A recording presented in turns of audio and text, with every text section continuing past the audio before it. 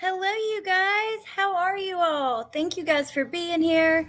Happy Saturday. Hey, Navy. Hey, Tony. Hey. Oh, goodness. Hey, girl. Hey, Delray. Hey, Candy Cane. Hey, Lucia. Hey, Shay Benet. Hey, Tony. Hey, Dee. Hello, RJ. Let's see. B Crumbs. Hey, Maxie Doodle. Hey, Dee. Carol Clark. Thank you guys for being here. Hey, Nikki Rex. Good to see you. Hey, Sharon. Punksy. Hope I didn't miss anybody. How are you guys? Oh, my gosh. Hey, Alibi. Okay, so I wanted to go through last night. Trenton had a football game. I know that Melissa, I'm going to drop her link. I know she did a live on the Idaho case, and she's been covering it, heavily also, Amber and criminality. But I wanted to go through some of this new stuff with you guys. And I don't know exactly what all you guys have already went over. Yeah, we're just going to play it by ear. And yeah, there's some pretty interesting things to talk about. So let me exit out of this. Oh my gosh. The football is exhausting, you guys. It took me forever. The reason I was late, I'm sorry. It took me forever to find that intro because it's way back. And also that intro had me thinking, number one, remember that study he did, like where they were asking people how they approached the victim, how they felt. I just think that is so eerie now, knowing what he did. And also I was thinking when it comes to Letitia Stalk, so this is all the stuff I had to scroll through, if you see on the right, to get to the intro. And a lot of it here in a second will come to Letitia's trial. There's your business. But I have so much stuff saved from Letitia's trial. I think that if we wanted to take a day to go through all that old stuff, that would be really interesting because, all the evidence photos they showed, clips that we took during it, hold on, let me show y'all. There is so much. Maybe we can go back, especially now having that looked at the case file, which we haven't got through even half of that, but I think it would be really interesting to kind of revisit some of this stuff again. Her interviews with Dorothy. I mean, remember. So I don't know. Maybe we'll talk about that. But today it's Idaho 4, and I found some new stuff that I want to talk about I hadn't seen yet. So first we're going to look at this article with Fox News. I think MSN actually shared the article, and that's the link that I've got. Hey, Shortcake. Hey, Shell. True Crime Crazy. Good to see you. Hey, Rexy. So, Bryan Kohberger's unprecedented pretrial privileges include vegan food, new suits, and computer. Victim's dad. So, Steve Gonsalves is who they're talking about. Bryan Kohberger, the former criminology PhD student accused of fatally stabbing 4 University of Idaho undergrads in a home invasion, may be getting much better treatment in jail than other inmates, according to the father of one of the victims. Kohberger has been held without bail at the Latah County Jail in Moscow, Idaho since January. I've been informed that his pretrial privileges, like his 5 suits, video, and computer, special treatment, and vegan meals, are unprecedented in the history of Idaho, Kaylee's father told Fox News Digital. Shortly after his arrival in Idaho, the Latah County Sheriff told News Nation the jail would accommodate his request for vegan meals, quote, but we're not going to buy new pots and pans, unquote. The sheriff did not respond for a request for comment. After the suspected killer's initial court appearances in an orange gel jumpsuit, he began showing dressed up in a suit and tie. Gonsalves said he tried to find out who paid for the suits and get other information about the defense budget through a public records request, but it was denied under a gag order on the case. They won't tell us, he said, but I witnessed the moment they agreed not to handcuff him in court. Now, we know from other cases, let's look at Lori Vallow. She was able to wear real clothes when she went to trial. A lot of her hearings, she wasn't. I would have to go back to confirm that every hearing she was in, her jail jumpsuit or whatever, but most times she was. Now, at the trial, she got to wear whatever outfit, but hey, MK, hey, Foxy. Good to see you guys. Hey, T. Marie. Crime Curious, my bae, Curious Jen and Bindi. What did I do? I can't wait to talk more on that case with you guys, especially after just flipping through all of the stuff from court just now. What am I doing, y'all? I'm sorry. There we go. Here's, let me drop their channels though.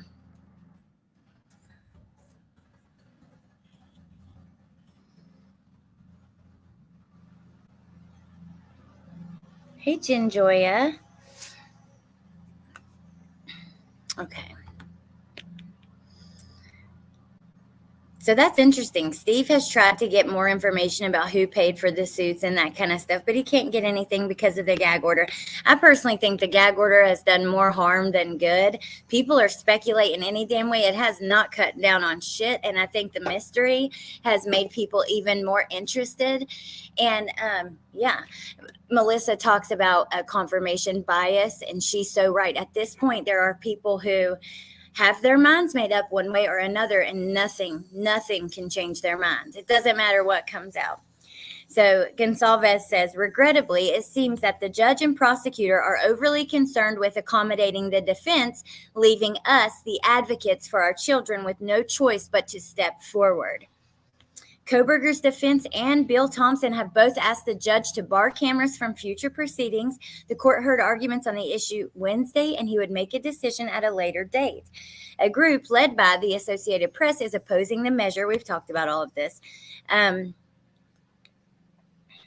Los Angeles media attorney says just because both sides want to hide the proceedings from the public doesn't mean the judge has to go along with the request. And he, in the 1990s, successfully convinced the court to allow the O.J. Simpson murder trial to be televised. O.J. Simpson, Casey Anthony, there are so many trials that have gotten just as much attention that have successfully been tried while being televised. And some of these folks have walked away not guilty. So I don't see the argument for the cameras hurting the case. But that's just me. Hearing the judge being concerned about controlling the opinions of the world outside the court makes me feel some kind of way. If no cameras, will there be audio? I don't know, MK, and I would hope so because, well, the news, the media is going to fight for it. They're fighting now. That's what they did with Vallow. When they said the cameras weren't allowed, it was very similar instances. They're zooming in on Lori Vallow. They're making comments about her appearance. They keep talking about what she's wearing, her makeup, her hair. She's not going to get a fair trial. They showed almost every hearing up until the trial and then didn't show the trial to keep it fair. That is so ass backwards to me. You need to show, if you want to keep the hearings closed, show the trial. At the point the jury's seated, I've told you guys that makes no sense to me. It really is. It's not logical. But with Lori's case, when they took the cameras, they fought for us to get the audio, but not live. Like it ended up being, you guys know, we got it after. So maybe we'll get something like that. I don't know. Hey, Libs. I think we might get a camera feed, just not live or audio the day after. I heard yes to audio. Hey, Vicky. Good to see you. It's been a while. We'll get something, I'm sure. Amber says, at least in the Lori one, we saw the preliminary hearings on video, not here in Idaho case. Yeah, that's true. We saw Chad's, and that gave us a ton of information. Okay, we got lots to look at, so let's keep going. because there is some new stuff that's come out with this new 48 hours special. But let me keep going in this interview just to see. Oh no, we're about done. The public is entitled to see the judicial system at work. Okay, so that is true. And, the public is still allowed to go if you show up and, can get in, because it's going to be packed. I mean, it's going to be really hard to get a seat. But, okay, so let's check this out. This is from Banfield. Actually, thank you, Shay, because if it wasn't for you, I hadn't seen this. Shay shared, actually, you're the one who alerted me about the 48 hours too. But Shay shared the description from this video, and I went and grabbed it for us to watch. Okay. Lawyers get their way. There is not going to be a public trial on television. You will not be able to see it unless you fly there. And even then, you probably won't get in. That's the argument in the courtroom. They say it's sensationalistic and prejudicial, the headlines and the content that are there. And the prosecution's not really fighting them on it either. But the families, some of them, they really do. Okay, just a moment. I just want to say, hey, Mal, and also to Liz. Liz says, I still don't understand how they can detain him. They must have rock hard evidence, surely. Well, Liz, the way that it works is, when they go to arrest someone, they have to have just a certain percentage of like a certain amount of evidence, right? So they have to prove probable cause, that there is probable cause to arrest this person. Then you have their preliminary hearing, or they did the grand jury, where you have to prove, the standards are a little higher. So they had to show more evidence. That probable cause arrest affidavit was just showing a little bit, that they were just showing they had probable cause to arrest. During the grand jury hearing that we missed, the standard is a little higher, so they had to show more that we don't know about. There's certainly evidence we just don't know about. And then at the trial, the standard raises even higher to beyond a reasonable doubt. And at that point, we'll see everything. So I believe that initially he was arrested based on, the car, whatever camera footage, the cell phone, the car, whatever. We haven't seen the cameras where he's doing the 3-point turn and all that stuff. And then also the DNA, because remember, even though it was familial DNA, it's still his DNA. They don't even need the familial DNA. And they said damn near in the beginning that they weren't planning on using that at all. I think that just all the talk about it and all the fuss is kind of pointless, because once they arrested him and they swabbed his cheek, they got his DNA and it matched whatever they found on the sheath. But they also have the fact that when they arrested him and they stormed in, and the Pennsylvania police have come, the district attorney's office came out and did an interview in the beginning. And he said when they stormed in his house, he was standing in his underwear, sorting his trash from his families, putting all his stuff in Ziploc baggies, and the families there's a reason why they only had familial DNA when they got the trash, and they know that he was sorting the trash out and making sure his DNA was not in there. They also have video footage of him taking the family's trash and putting it at the neighbor's house, and they have footage of him, in the couple days before his arrest, and we haven't seen any of that. So I think they have a whole lot more than we know about. Naomi says there will be no camera, no audio, no photo. Oh, Liz, the chat is the bomb here, the .com bomb. She's wearing a beige shirt. Somewhere there's a wolf with a happy heart.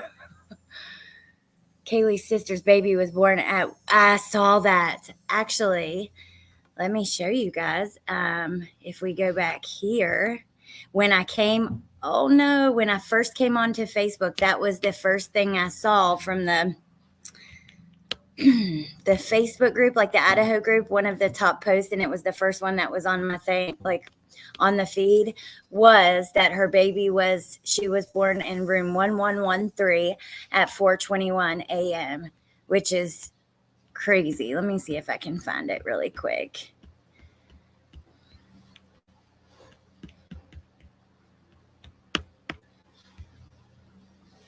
I'm a believer in life after death. I think it's in the 48 hours episode, but when Olivia was having her baby girl, she saw a rainbow. She was in room 1113, and the time the baby was born was at 4:21 a.m.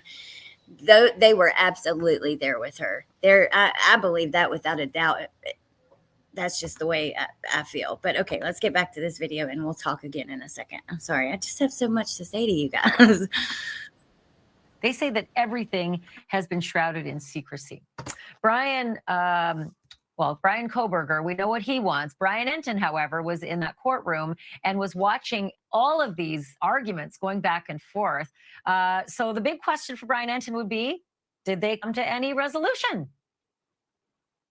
Actually, the judge did not make a decision officially about whether cameras will get to stay in the Bryan Kohberger courtroom, but it was an interesting hearing, especially hearing the judge, because we kind of knew that the defense and prosecution both didn't want the cameras. We didn't know exactly what the judge was thinking, and he talked a lot about it today, even though he didn't make a decision.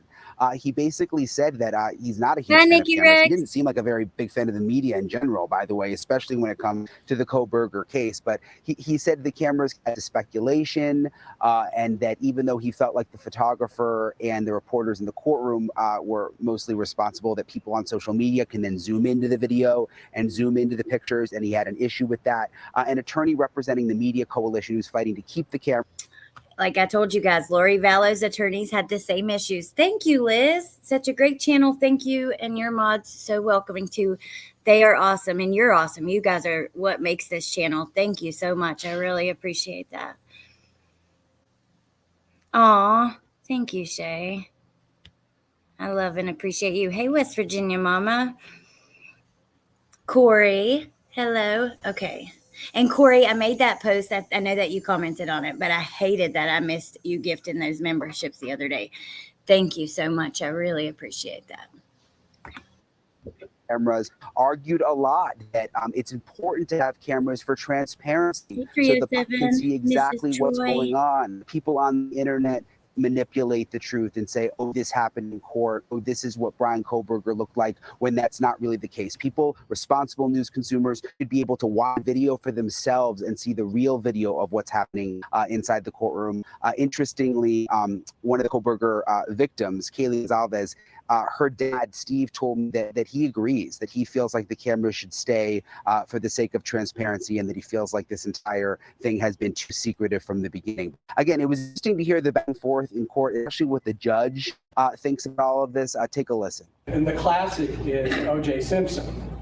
So they're saying, oh, this is great. This is great work we did, filming this. But if anybody watched any part of that case, it was a circus. So that is one of the concerns in this. Circus or not, it had to be like at least fair enough where he was found not guilty, right? So I don't know. Let's see. Hey, Jules.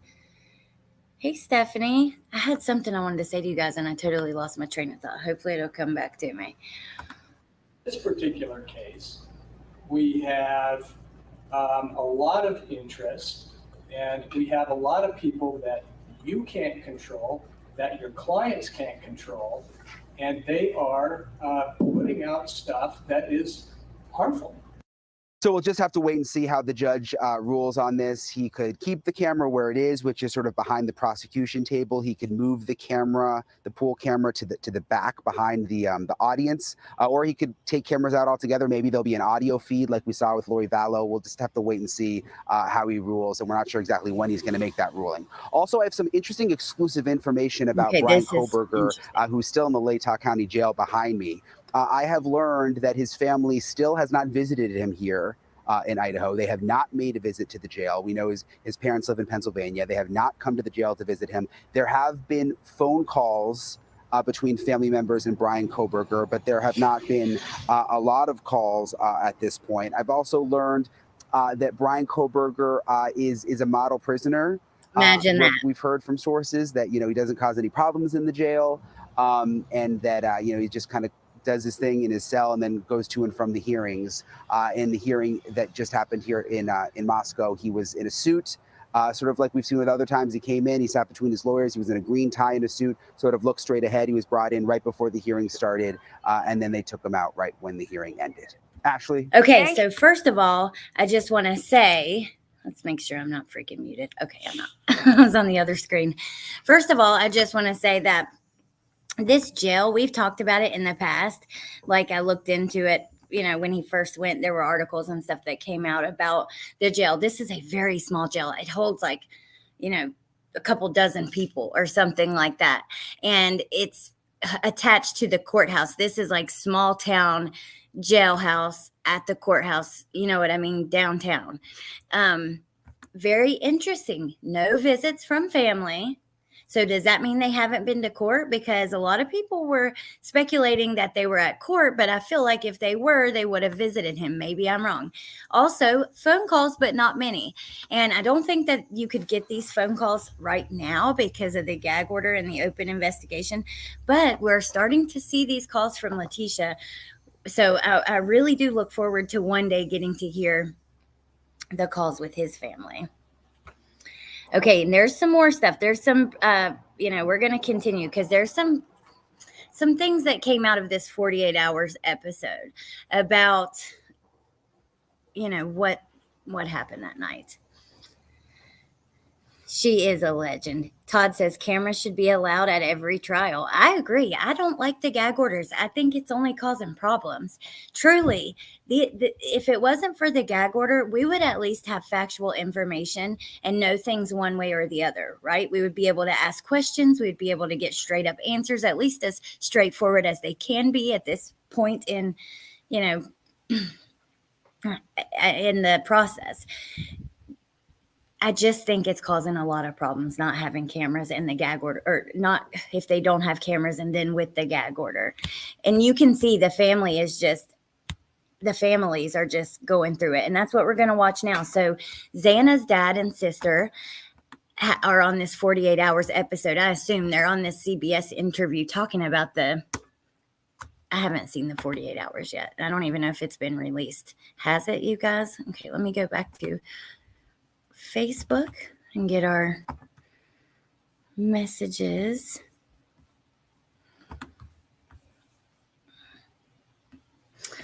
Yeah, this group, it's still, I mean, it goes on and on. Here we go. So the 48 hours episode airing. Does anyone know how we can watch it?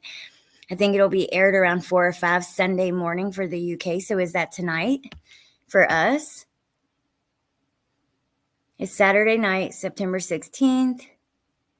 That was an Australian post, so the dates and the times are not going to be perfect for all of us. I'm sure Shay probably knows. Okay. So here, now we're going to go to this Daily Mail article, and then we'll watch some of the interview, but I wanted to show you the article first. Imagine being a member of BK family. I know, Liz. You know what? I always feel I have a lot of sympathy for his family. I mean, remember the footage of his dad shop vacuuming up all the glass and stuff after they busted in their house? They didn't do this, you know, and I just think it's so unfair. And I think just like Chris Watts' family, even though, I mean, they, you know, people criticize them for many reasons. However, they didn't ask for this, and they also lost someone. Now, Bryan's family didn't lose any. Well, they lost Bryan. I mean, I don't know. I feel for them too. Hey, Elizabeth, tonight for the USA. Okay. I have Paramount Plus. Is it available there? Oh, I forgot, you guys. Tonight at 8, I'm supposed to be on True Crime Investigates, and I'll share the link on the community tab.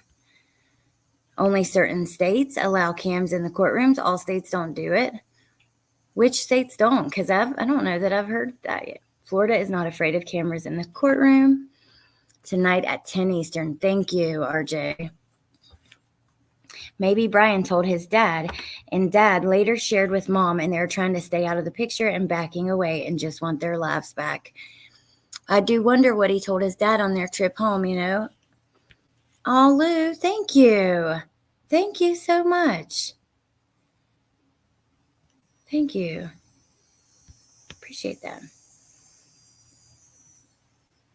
Where can we find you? What do you mean, Liz? Like email or Facebook and stuff? Or hey, Akasha.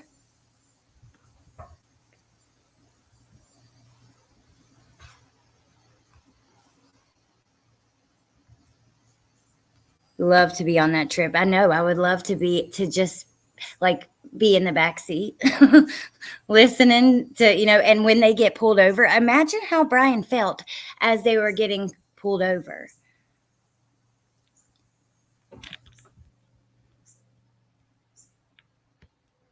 Don't let me miss anything, you guys. If please, because I hate that. Okay. Actually, let me just do something. I'm going to pull up the stream on another window. Also, because I can do polls on it there as well. Pause that. Okay, perfect. I am sure this judge decision will be dictated by the murder charge. Hey, that Michelle. You being on Anthony's, I think they meant. Oh, okay. Yes, I'm sorry. Yes, it's called True Crime Investigates, and I'll share it tonight. It's at 8. I'll put it on the community tab. Sorry about that. Okay, so parents of University of Idaho student Kaylee Gonsalves claim they have evidence that she tried to escape killer but was trapped and brutally murdered. The parents of Kaylee claim their daughter was trapped by the body of her best friend as she tried to escape the killer. Steve said that his daughter was stuck in her bedroom because of the property layout in Moscow, Idaho on the night she was murdered. Kaylee was killed alongside her best friend, Maddie, and Xana and Xana's boyfriend, Ethan. Both Kaylee and Maddie were sleeping in the same bed the night of the murders, and Kaylee's parents claiming they have evidence showing she, quote, tried to get out of that situation, unquote, before being killed. Bryan has been charged with the murders of these 4 students, but Steve revealing that Maddie was likely the first to die. He believes Kaylee was stuck between her friend's body and the wall before the assailant attacked her, citing the coroner's report.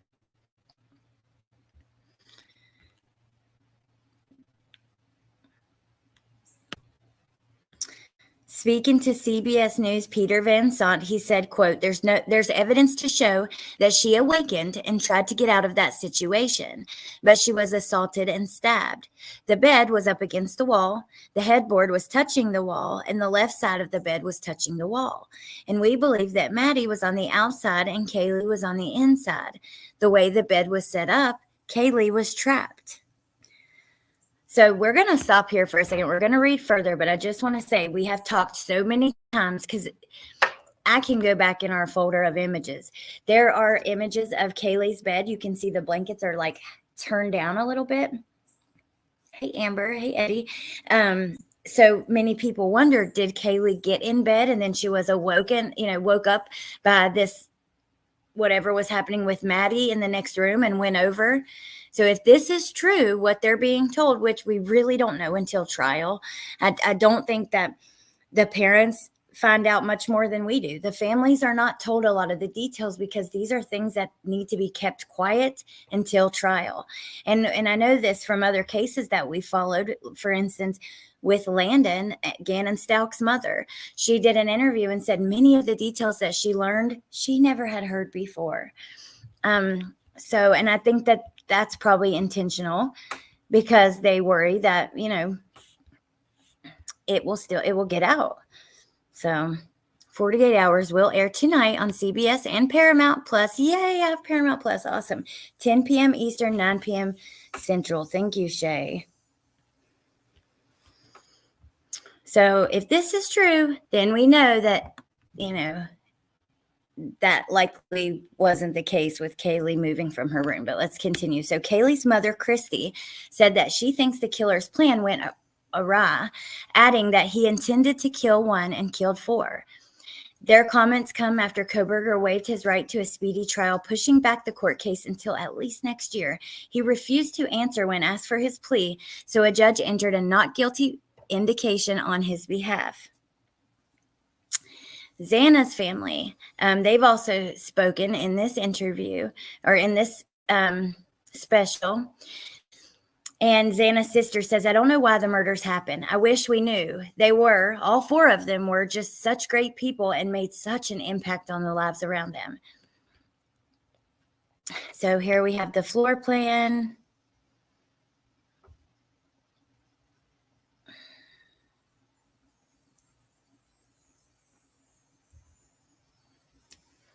We have Xana's room. We know that the blood was coming, was it from here? Yeah. Right here by the kitchen. And then Maddie's room with that balcony. That balcony just, and all the windows there, it's just very eerie, especially, if Maddie was his target. How many of you guys believe that Maddie was the target? Actually, let me do a poll. Oh, thank you, KTM. Thank you so much. I appreciate that. Hey, Johnny. Okay. We're going to do a poll.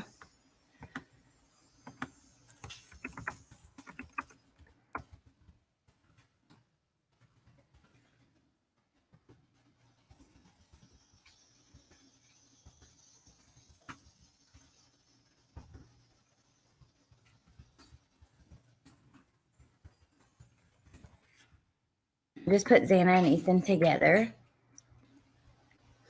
Yeah, so you guys vote on that poll. I'm very curious what you think. Okay, so what a beautiful picture of Xana. I love that in front of the water, and oh, she's a beautiful girl. And we're going to watch clips from this interview in just a second, but Xana's father said he believes his daughter fought back against her killer, adding, it's upsetting to think about. And he gets like a little emotional. He had to know when people were coming and people going, says Steve. So Steve believes that Kohberger made several scouting trips to the property. A police affidavit states he visited the property on at least 12 occasions. The Gonsalves family have been undertaking their own investigation and were regularly speaking out before a gag order was put in place. The family say the probe revealed that Kohberger was following both Kaylee and Maddie on Instagram, adding that it appeared to be his real account. We're not going to sit back and cross our fingers and pray we're going to get justice. His wife said that she believes he is responsible for the slayings, adding, he is going to feel all of us just staring at the back of his head, and he knows what he did to our daughter.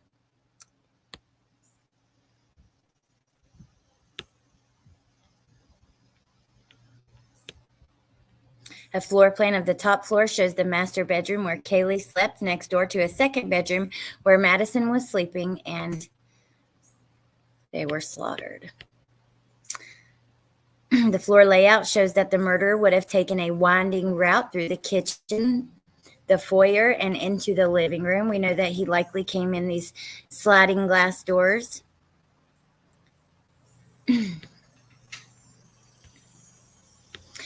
Kohberger's defense team says there is no connection between him and any of the victims. Now look here.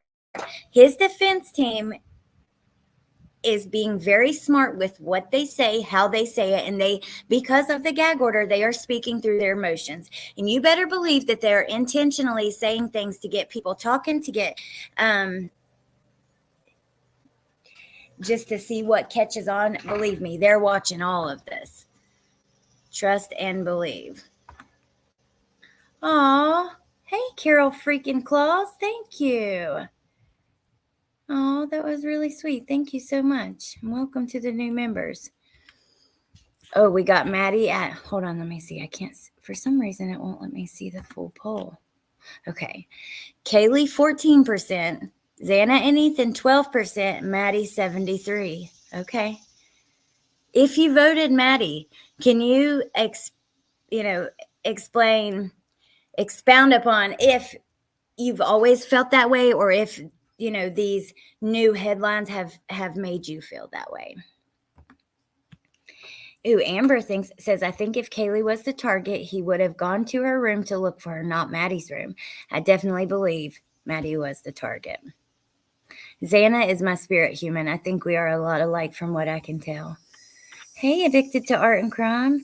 Tony, I feel Maddie was the target, and he may have left the sheath on purpose to indicate that. Does anyone think their statement would be terrible for Maddie's mom? Lily, yeah, probably. I think anytime any of them speak out, I think that it would not necessarily be terrible for her, but it would affect them, right? Because they're going to have to deal with whatever comes back from that.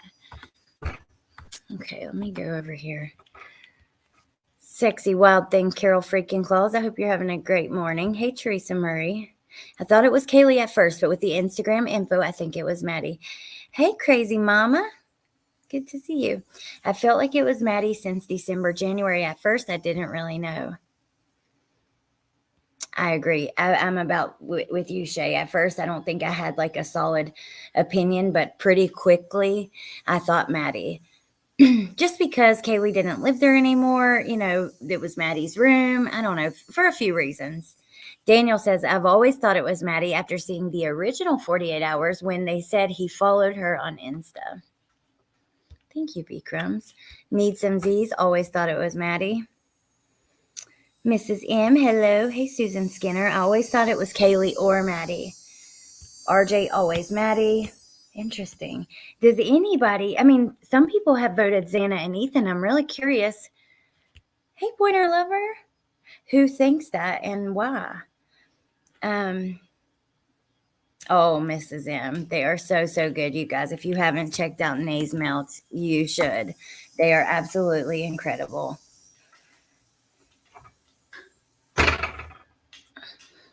I feel like he was probably being a weirdo somewhere, and she didn't seem like the girl to mince words and tell him to F off. Okay, let me keep going for a little bit because I want us to watch these little interview clips together. So the gag order means any information about the case is scant, but legal filings have revealed the alleged killer's lawyers are questioning the genealogy used to arrest him. His team also argued that the alleged footage of his Hyundai Elantra was misidentified. First of all, I'm sorry, but that genealogy, the argument is tired.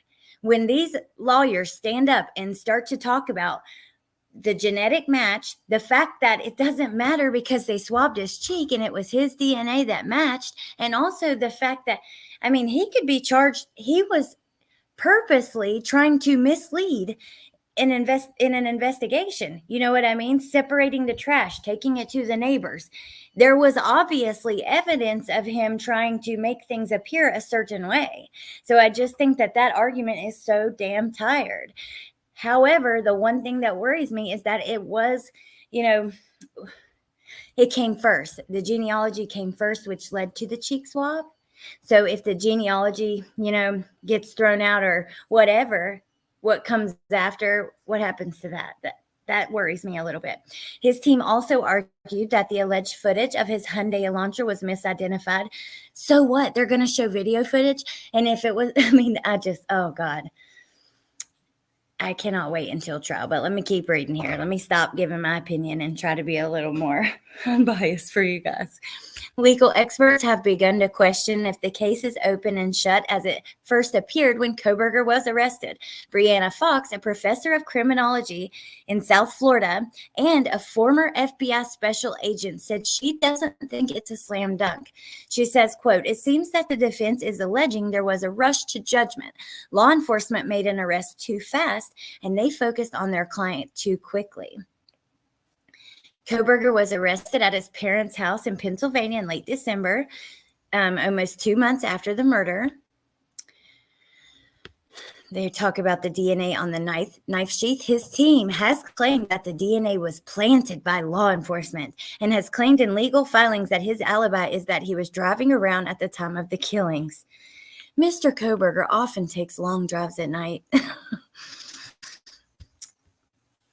Don't forget about that. There's all judge. Kohberger's lawyers have accused the FBI of interfering with the genetic expert at his trial by allegedly interrogating her at her home.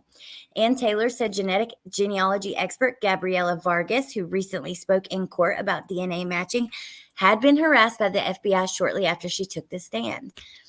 So I was talking to like some of the girls about this, and I know that my mom, a couple of years ago, I got a call that was like one of those, it was a prank call trying to get your bank information.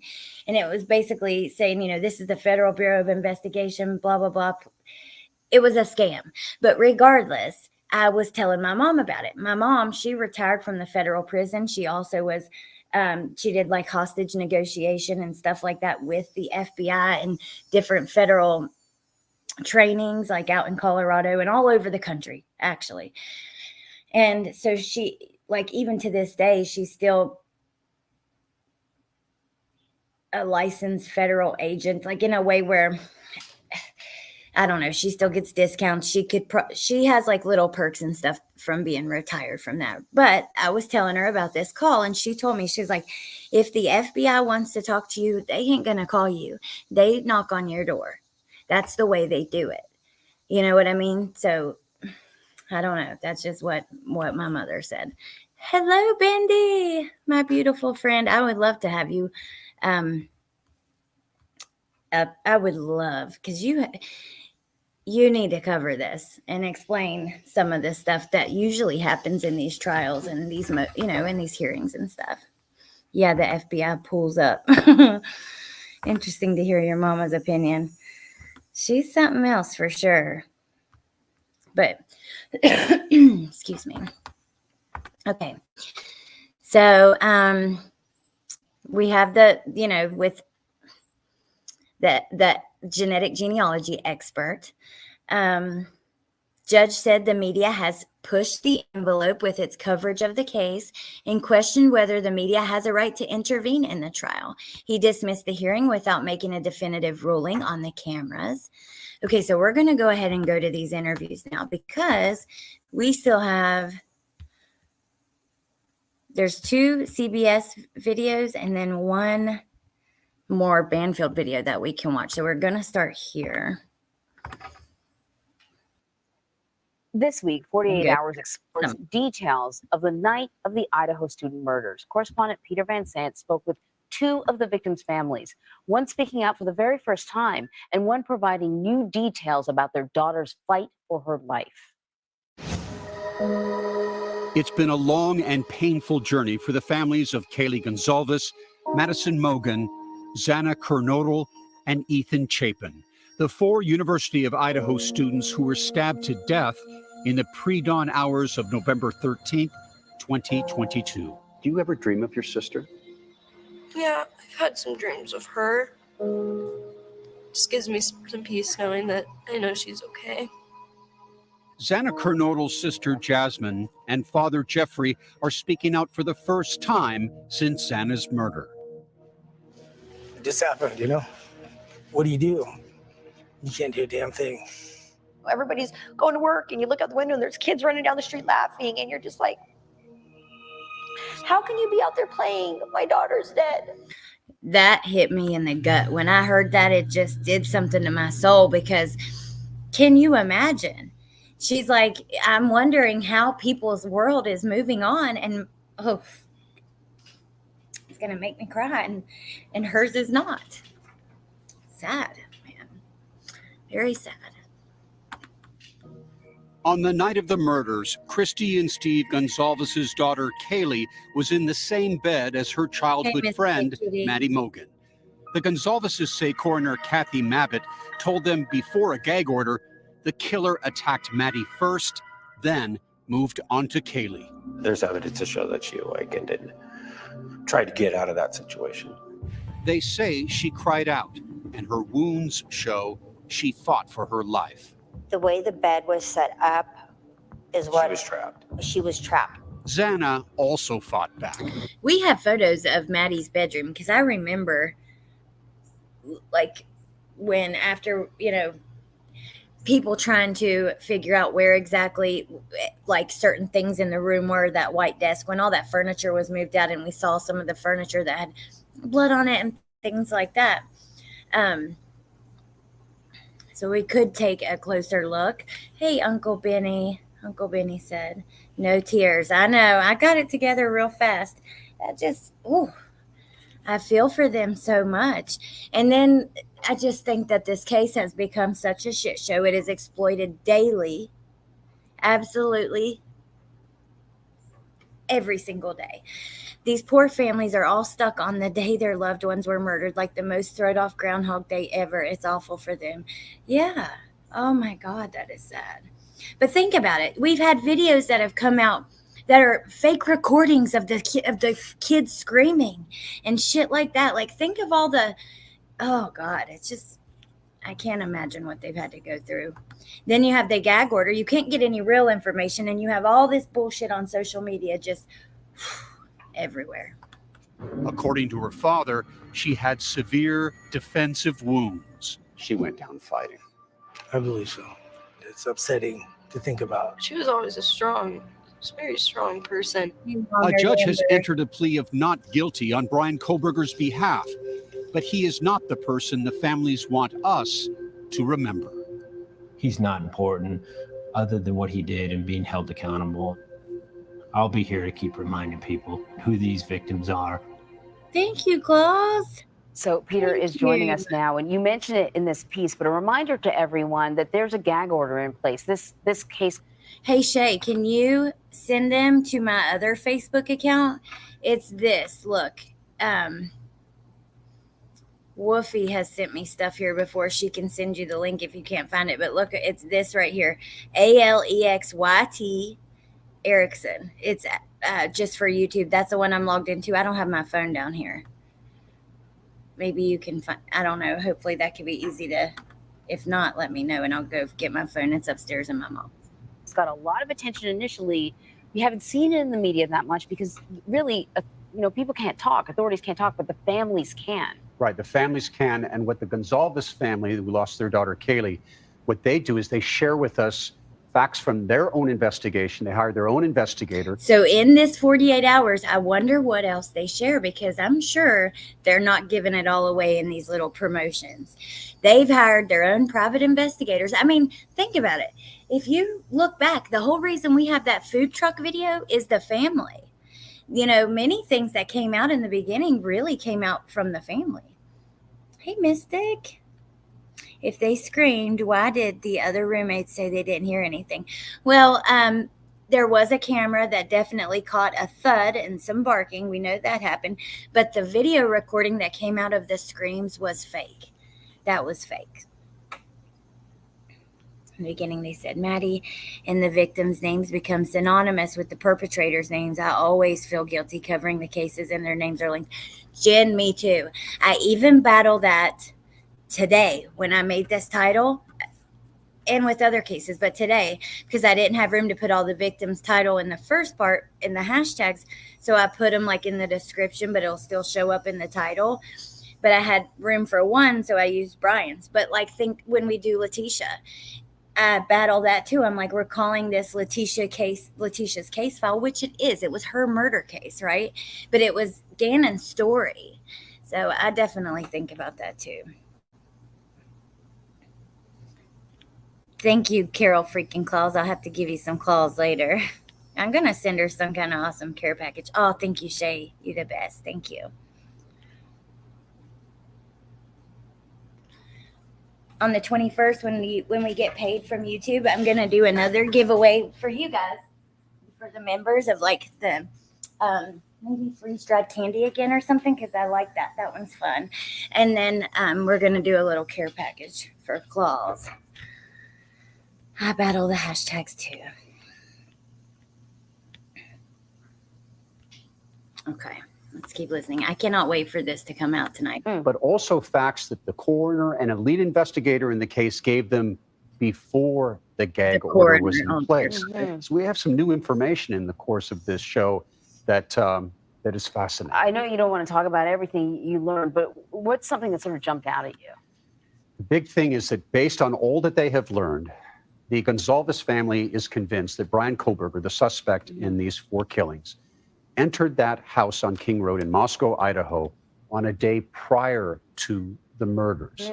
Why did they think that? Because the coroner told them that they believed that the 2 girls on the 3rd floor were the first ones attacked and killed. How did he know to go to the 3rd floor? And they also have, family believes they have found a connection through an Instagram account that they downloaded at the time when Kohberger's name first came out. And based on their investigation, there's a lot of controversy about this because we've been able to get verification from any authority on this. But they believe that there is a link, that Bryan Kohberger had liked some pictures of Maddie Mogen, the girl who was in the bed with Kaylee's best friend. I'm so interested what account that is, because when he was arrested, I searched Instagram for his name. There were no accounts with his real name, Bryan Kohberger, following the girls at the moment he was arrested. After, there were some that came up, obviously fake accounts. So is it that crim.kohberger account? You know, hey, Jay, member for 8 months. Thank you. Into Sexy's world. In the beginning, I believed it was Maddie. Dad, correct me if I'm wrong. He said, please don't put BK side by side with his daughter. Crazy mama. I hope this comes out at trial. This is one of many questions I hope are answered. Me too. Hey, Music City Mom. In my opinion, the roommates heard everything. There's no way this was done in silence. And if Dylan says she could hear people talking, she would have heard the people. I'm very curious to see the text between Dylan and Bethany that night and that next morning. And I think at trial that will most likely be released. Even if we get to see some of the, like if they do allow cameras, I would almost bet my life that Dylan and Bethany's testimony is not going to be broadcast. We'll probably have to count on people in the courtroom and stuff like that because of the way they've handled it so far. I really do believe that. So I'm going to play the last minute of this. And then Shay sent us a bunch of pictures to look at, which I'm so excited to look at with you guys. And then we have like 2 more videos we can watch that are new about this special. And then just a couple other little odds and ends. Friends, they'd been sleeping together since they were little girls. Right. And that creates a link. The defense has said there is no link. But the Gonzalez family believes they found one. It would explain a lot of the questions that people had about, where did he come from? Because it really did seem like there's no way they could possibly sort of cross paths. You do have some good news, though. Yes, there is some good news for the family. Olivia, who is Kaylee's older sister, recently gave birth to a new baby girl in Los Angeles named Theodora Maddie K. The Maddie K is for the 2 best friends who were murdered that day. And the family looks at the circumstances of this birth as a sign. Olivia looked out, and she lives in West LA, and she saw a rainbow for the first time while she was in labor. The room she was in was 1113. That's the date of the murder. And the time that the baby was born was 4:21 a.m. And authorities believe that's when the murders were occurring. That's almost to the dot on the time they believe, right? Because he entered at like 4:04. He was in there for like 15 or so minutes, I think 16. I don't remember exactly. It's been a while, but I feel like that is almost on the dot of when the murders occurred. That is pretty crazy. So she came into this world on this, not the same date, but the room was the same date, the same time that they were taken from this world. My God, that is crazy. Hey, Joel, Mara, wow, that gave me chills. I know, that is crazy. I would love to attend that trial. It is so far, but man, I would love that. That would just be so interesting to be able to see everything up close, because think about it. They show the crime scene photos. They show everything on their phones. They show everything, everything. And even we learned during Gannon's trial, the victims, and it's going to be very gruesome, and there's going to be a lot of information. I just think to be able to see it in person after following it this close, I would love to be able to see, to know the truth. Oh, a little bit. Oh my gosh, good to see you. Hello. Miss you. Okay, so let's look at some of these pictures that Shay sent us. I'm just going to start at the top and flip through, and I zoomed in just to try to keep some privacy. Okay. Maddie's room. Now, remember, when they moved the beds and the mattresses out, they also moved, actually, I think it was this table right here, and it had blood on it. So they are, I guess Maddie would have been on the outside, and then Kaylee over to her. Those pink boots in the window. There was also, wasn't there an M in the window? I think there was. And if so, that could be partly, yes, partly, see, here's her window, how he knew that was her room.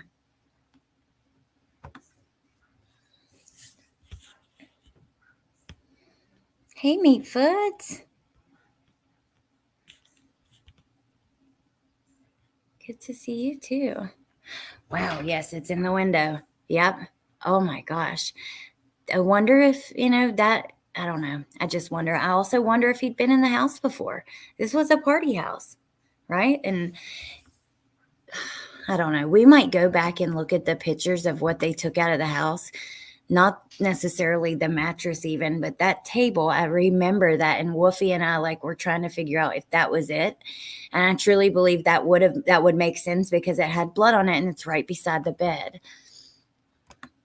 So there's the M in the window. Oh my goodness. Madison and Kaylee were found on the bed and in this bedroom.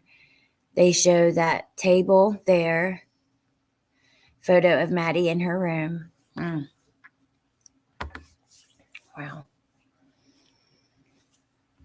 I did that. I couldn't find the table with the blood. I think it's this here, right beside there, but I'll show you. We'll look at it again. I saw it when it first happened. I'm still stuck on Kohberger likes to take drives late at night. I know.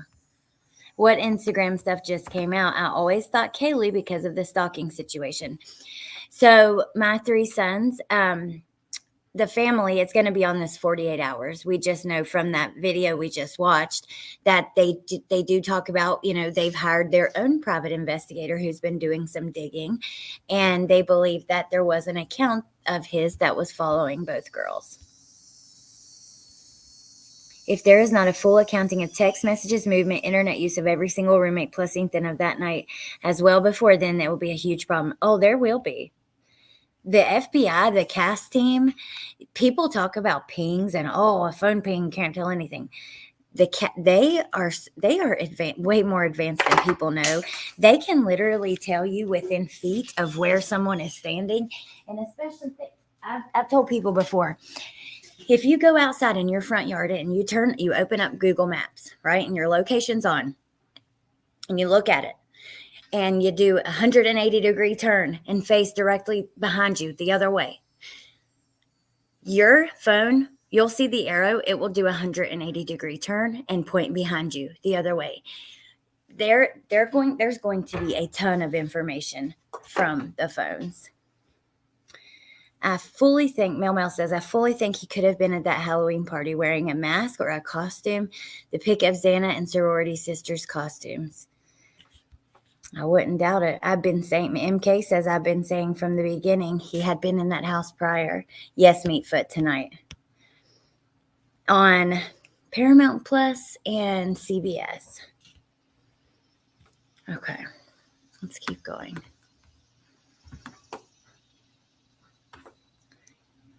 Wait, is that her desk that she was sitting at? Payne's view entering the Maddie Mogan and Kaylee Gonsalves crime scene. So there's her desk. This is the recreation. And the M is in this window. The view leaving the bedroom. Oh. Okay. Sorry. Trying to do that quick. Did not know we were at the end there. Okay. 48-hour special airs tonight on CBS and Paramount. I'm willing to bet. Oh God, Shay. Okay, I'm so sorry. I love you. I will take that out or whatever you want, but thank you. Oh my gosh. My heart dropped into my stomach. Oh, Carol freaking Claus. Thank you again. Thank you so much. Yeah, y'all got to help me decide what kind of something special we can do for her, because you are so sweet and generous. I appreciate that so much. Okay. Oh my gosh.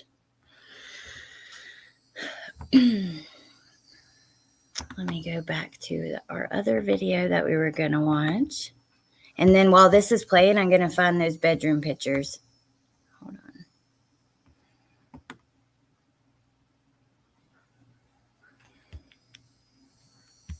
I think it's this one. A judge is deciding whether or not to allow cameras into the courtroom when the man accused of killing 4 University of Idaho students goes on trial. That man, Bryan Kohberger, his attorney is saying that live coverage would actually threaten his right to a fair trial. Meanwhile, 48 Hours has new details about the case itself. Peter Van Sant spoke with 2 of the victims' families who shared information about what happened the night of the murders. His report airs tomorrow as 48 Hours returns to CBS for season number 36. Here's an early look. It's been a long and painful journey for the families of Kaylee Gonzalez, Madison Mogen, Xana Kernodle, and Ethan Chapin, the 4 University of Idaho students who were stabbed to death in the pre-dawn hours of November 13th, 2022. Do you ever dream of your sister? Yeah, I've had some dreams of her. Just gives me some peace knowing that I know she's okay. Is this the same one we just watched? It is. Let me see. We're going to go here anyways for a moment and just scroll back. I want to find those pictures. I actually wonder if I might be able to just, I think it was the Daily Mail who did the article, because I want to show you guys what was removed from the house, that table. Daily Mail evidence removed from King Road home. Okay.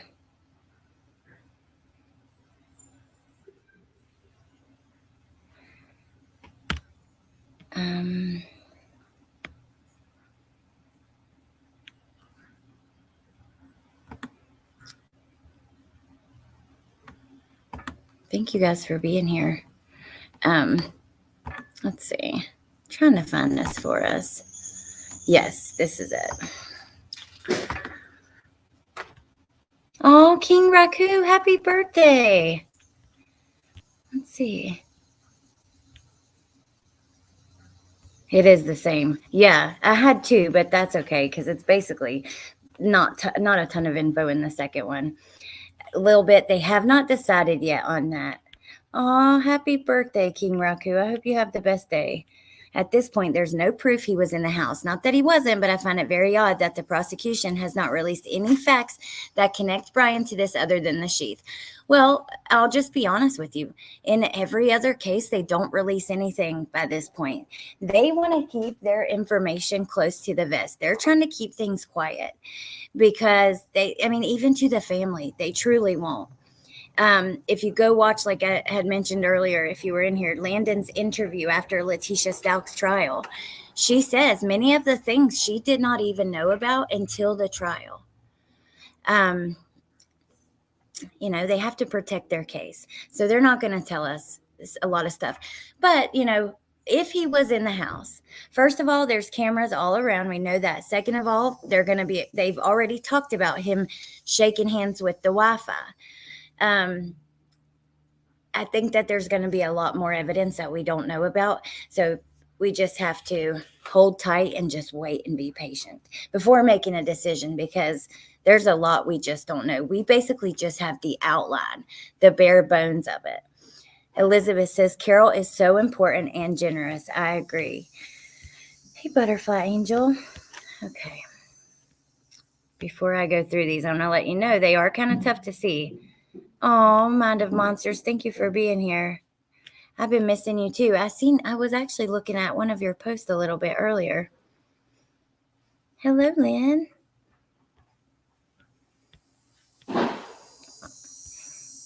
Oh, no, Punksy. No way. Don't do that. That's all. Yes. I love a pretzel.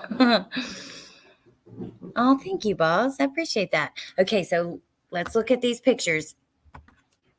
I think we've had a moment. Oh my gosh. You guys, just a second to say, down in the corner, we have Ashton Kutcher and Mila Kunis. You know, they wrote that letter. I think Melissa actually covered this too. That night, her and Jen were both live, and I planned on going to both, and I fell asleep in Jen's. I was going to do like a few minutes in Jen's and then a few in Melissa's. But that situation is a mess. Have you guys been following that? I'm going to put their links in here. Oh, you got it, Nate. Thank you. And Bendy, too. I'm really shocked. Ashton Kutcher stepped down from Thorne, you know. Okay, so this article came out January 7th. Blood-saturated mattresses wrapped in white covers are hauled out of the Idaho house. And we're just going to look at the pictures. So here's one of the mattresses. And you can see, I can't believe that they even did this like this. I felt like, I don't know. I just cannot believe that this is all they covered it up. Not just for, you know, the media, but the students, the families. I don't know. Oh, yes, King Raku, you got to watch it because Danny Masterson, the guy from that 70s show, was convicted of some serious SA. And Mila and Ashton, after he was convicted, Melissa covered it, and also Down the Rabbit Hole News. Both of those channels are great. You should check them out. And, it's just a screwed up situation. It is a lot of blood, a little bit. 2 people were on this bed. Excuse me. The position of the blood, though, makes me wonder. Neat Noodle, hello. The positioning on like where the blood is on this makes me wonder because they said Kaylee was trapped. Now, after hearing this new info, they believe Kaylee was trapped on the inside of the bed and Maddie was on the outside. Kaylee couldn't get out. But it seems that the blood is mostly, on one side of the bed. But that could be Xana or one of Xana or Ethan or I think it was Xana that was on the bed. I don't remember. It's been too long. I'll have to go back and look to be sure. But I know probably some of you guys do in the chat. I just cannot believe how they did this. You can just see straight through it. That's crazy to me. This is the table I was telling you about. So remember the table I showed you in Maddie's room? That has like the little opening, like it looks like where a drawer would fit in, but there is no drawer. It's just like a little shelf.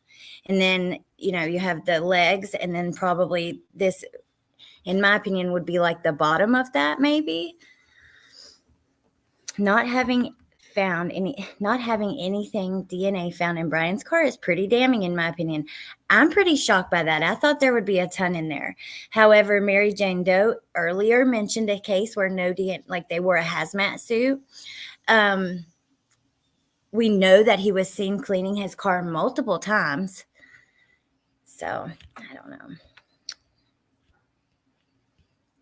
They said the girls ended up on top of each other. Yes, Neat Noodle. You too, Lynn. That looks like a full mattress, not a twin. Well, I mean, in the affidavit, I do remember they talk about a single, what did they call it? A single bed. They do say, like, I always took it as the size of the mattress. I thought the legs were wooden. We'll go back to it. How about that? Let's look at these, and then we'll go back to it. Because I got it right here still.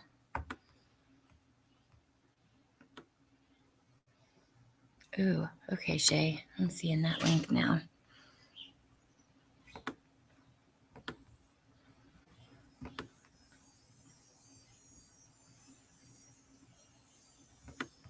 We're going to look at some more photos in a minute, but okay. Whoa.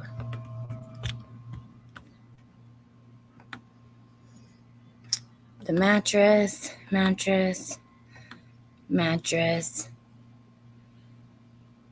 Okay, that one does, I think, okay, that one looks smaller, doesn't it? Like it would be the single.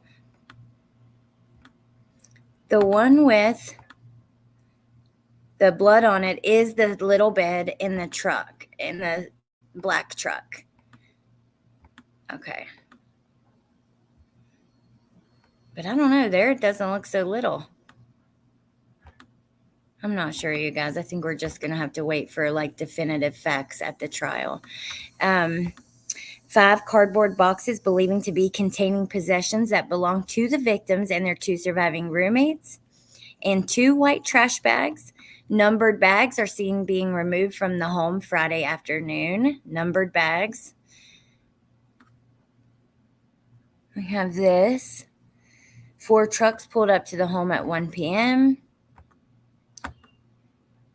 Oh, now remember, it was almost instantly that we heard Bryan Kohberger was arrested, and we started seeing the news that his attorney was at the house with the team doing crime scene recreation. It was almost instant.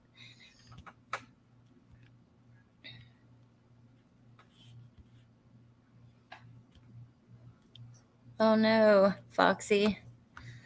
Okay, Nay. And I can't wait to see that crime scene recreation. I can't wait to hear what they've put on. He's been blessed with a damn good attorney. You know, documents show Ann Taylor asked for the scene to be preserved on December 30th, just hours after a SWAT team swooped on Kohberger's family home. The order requested that Kohberger and his defense team will be notified if any evidence has been or set to be destroyed. Hours after his extradition hearing, investigators hired by Kohberger's defense team arrived at the property on King Road to take pictures and footage.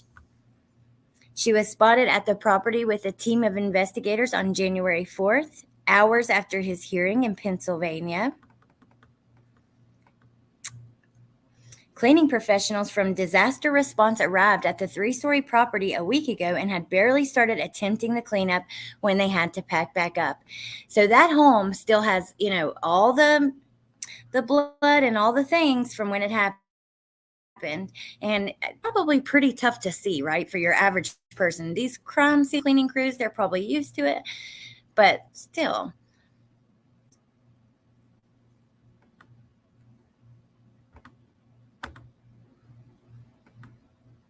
The original cleaning crew was seen placing a tarp around one of the doors. Yeah, the police probably should have done that, right? Don't you think? I mean, instead of what they did, which was we got to see those mattresses in that table completely up close like that. Okay, so we're going to go back to the table, and then I want to show you guys another link that Shay had sent us. But here is the legs are wooden. You're right. So is that the desk? The legs are wooden. Oh no, what did I do? See, even in the recreation and right here. Damn, I did not notice that, and I don't know how. Okay. So I guess it could have also been possibly in Xana's room. This one looks like the legs go straight down to the floor on the desk. Let me go back to the one we were looking at. Yeah, I'm thinking this had to, I don't know where it was, but I don't think it is right next to her bed like I assume, because you see this white table. Blood can clearly be seen on one piece of furniture that appears to be a desk. But going back to Maddie's desk, it doesn't look the same because, okay, we have this like probably composite, this thin layer of like wood, this piece of wood on the bottom. And then her desk doesn't really have that. It's all the legs go to the floor. Interesting.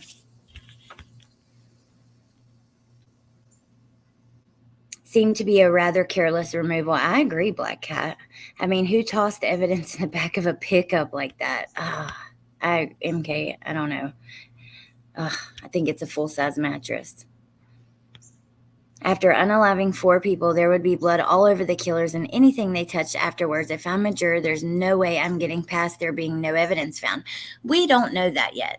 She claimed there's no connection. You know, what they're claiming in their papers, trust me, Ann Taylor is a brilliant woman, and she's going to be very smart and careful with her words.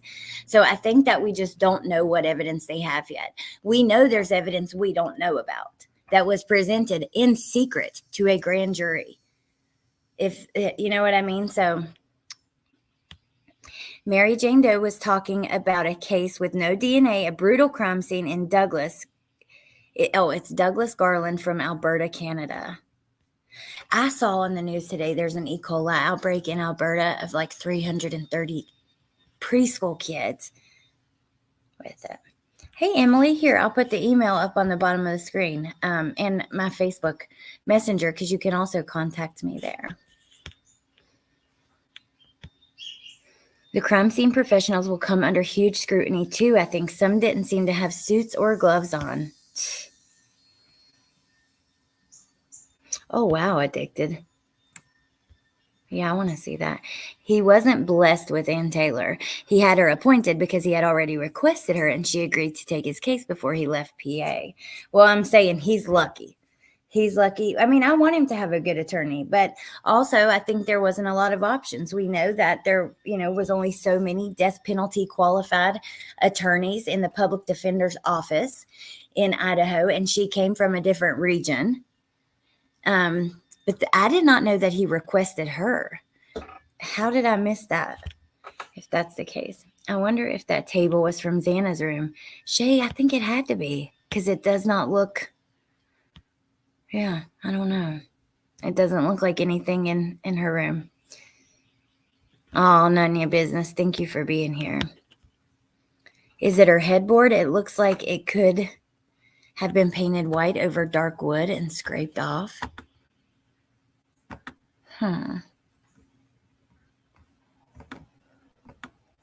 There you go.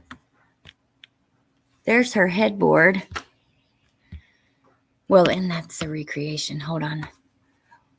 Is that the headboard? Maybe it is. Just a second. Let's see. Oh, that one doesn't have it.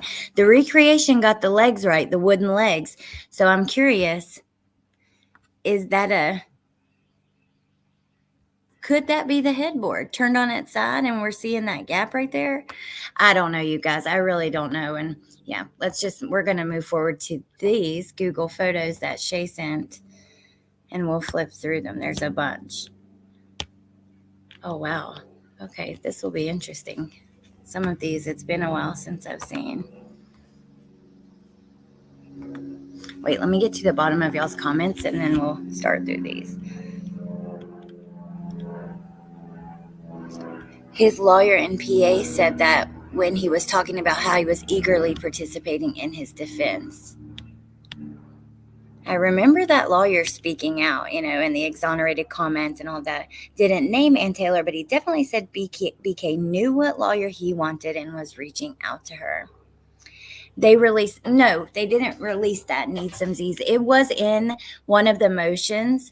They did say that Ann said that she worded it in a way that leads you to believe there was no evidence found. But I just think that we have to be careful because she's very smart and she's going to word things, on purpose. I think we just have to wait until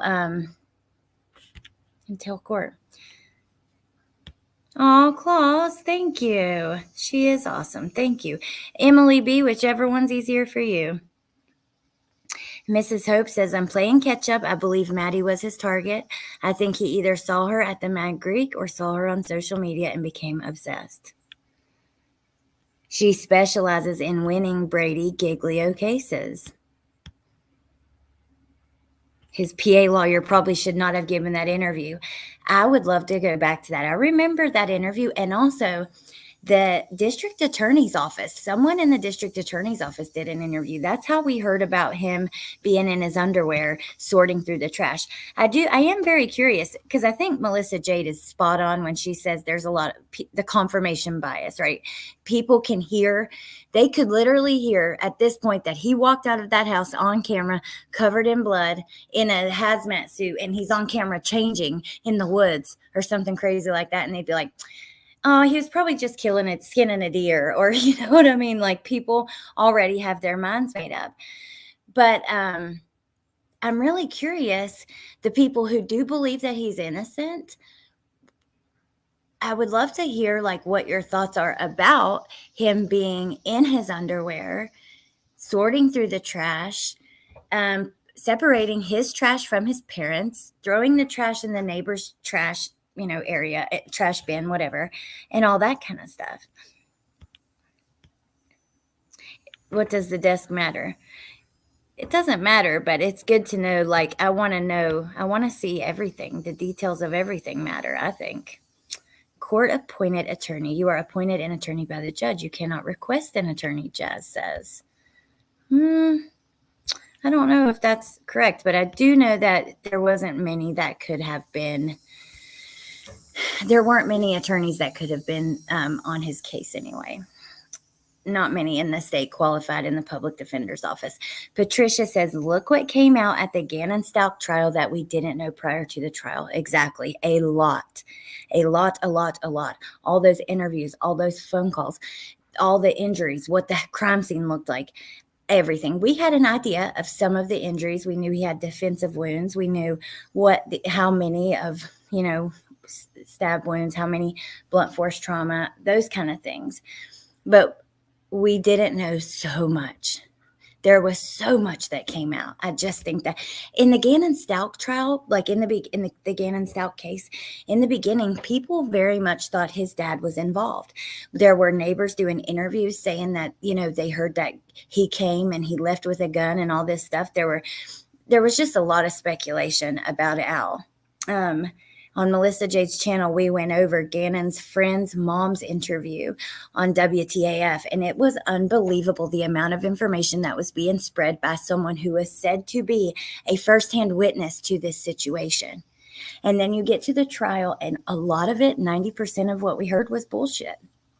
So I'm just saying, based on past experience with other cases, we need to wait, because there's going to be a lot that comes out that we don't know about. That's just the truth. Was that fingerprint dust on it? I'm not sure, Elizabeth. Hi, Bear of Love.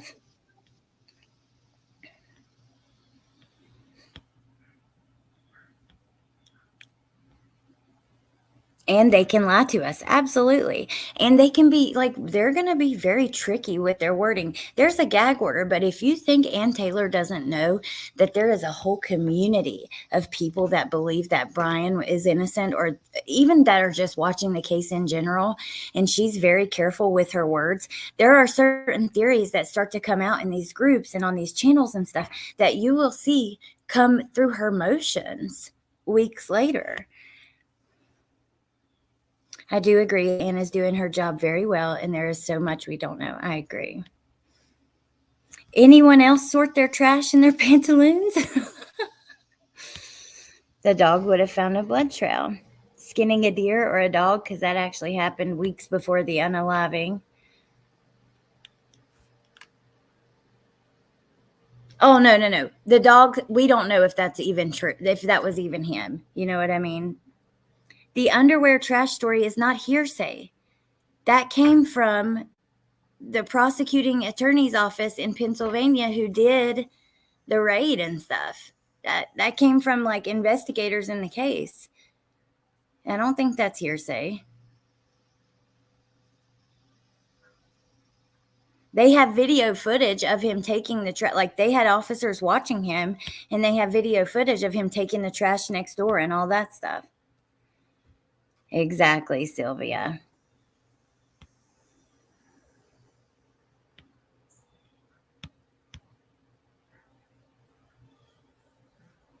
Because he's extremely OCD. Oh my gosh. I've asked him before, and that's what they say. That's correct. The judge assigns the PD. However, it was assumed the DP would be sought, and so Ann Taylor was the only one qualified.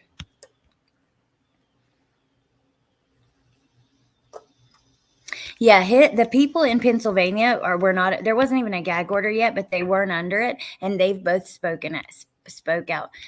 I'm not saying they wore body cams, but when they were sitting there watching him for the days prior, they were taking surveillance footage. And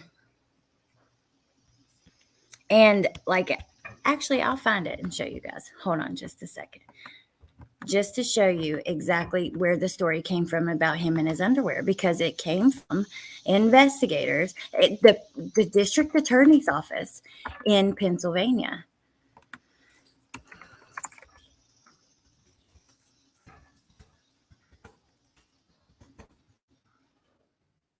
Search Bryan Kohberger underwear and trash.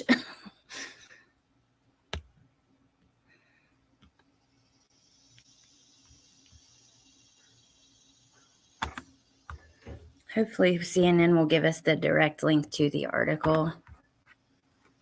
Let me see. Ooh. Okay. Shay sent me this Fox News one. We'll use this one. Thank you, Shay. Okay. Idaho murder suspect Bryan Kohberger was busted in PJs stuffing trash in Ziploc bags.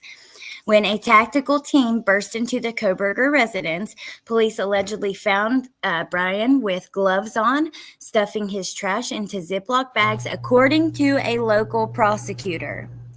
Investigators also noted in recently unsealed search warrants that they took a pair of Ziploc bags from Kohberger's car the same night. One had a pink zipper, the other was green. Court documents did not specify what police found inside. Pennsylvania State Police said the FBI raided his parents' home in the Poconos Mountains in the early hours of December 30th. Let me see if I can get... Here it is. The exact interview with the local news from the prosecutor's office. This is it. Monroe County officials. So this came from officials, not from people, not from hearsay, not from anything. This is from police. Share new details about Idaho murder suspect's arrest. The Monroe County District Attorney's Office sheds light on the Idaho murder suspect's arrest after the search warrant is released. We're learning more about the investigation of the Chestnut Hill Township man charged with the killings of the 4 U of I students. An unsealed search warrant reveals more about what police were looking for and what they found on him. Monroe County First Assistant Michael Mancuso says, Mr. Kohberger, as with any other criminal defendant, is presumed innocent until proven guilty in the court of law. But certainly, for the investigation and the interest of the investigators in building the case layer by layer, that was a significant find. He's the one who did the interview. Mancuso says, quote, Mr. Kohberger was found awake in the kitchen area, dressed in shorts and a shirt and wearing shorts and a shirt. Why did I think it was underwear? Shorts and a shirt, wearing a latex medical type gloves, and apparently was taking his personal trash and putting it into separate Ziploc baggies. He tells us that discovery cleared up another part of the investigation. He says a trash pull that was done days before recovered DNA profiles, but not from him, only from his family members. So he was separating his trash from his family's. Let me see. There was also something else. We're told the cheek swab is key. So it's something that they could compare to the DNA of the snap button of the sheath. The familial DNA, the genetic DNA really is irrelevant at that point, besides the fact that it was part of what got the warrant, but it wasn't the only part. It wasn't the only thing. So let's see. Does he actually speak in this?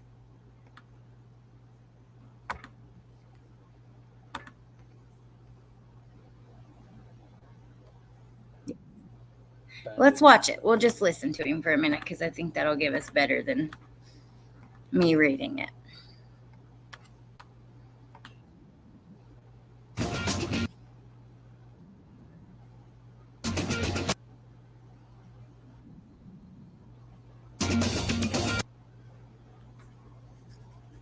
Oh my gosh, come on, you freaking internet. Load for us because we need to see. I bet you my kids are on the games or something. We'll give it I'm going to pause it for a second and let it load and talk to you guys just for a second.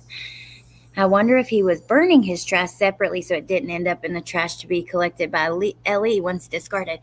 Well, me too, because what was he, like the trash that he was putting over at the neighbors, was that his parents' trash that he had separated, or was that his own trash that he had separated? You know what I mean?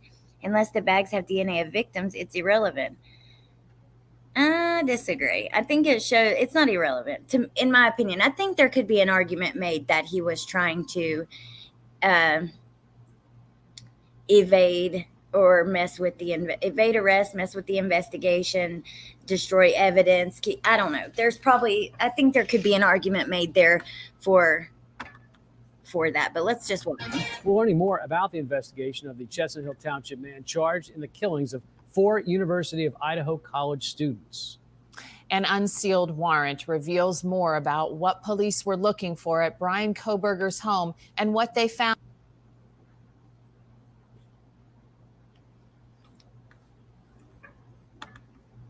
So the parents' trash is what he carried over to the neighbors. He wasn't putting his stuff at the neighbors and the parents' stuff in their own trash thing, or... on him when he was arrested in December. News 13's Nicole. I'm going to keep letting it load. Let's look through a couple of these pictures while we let that load.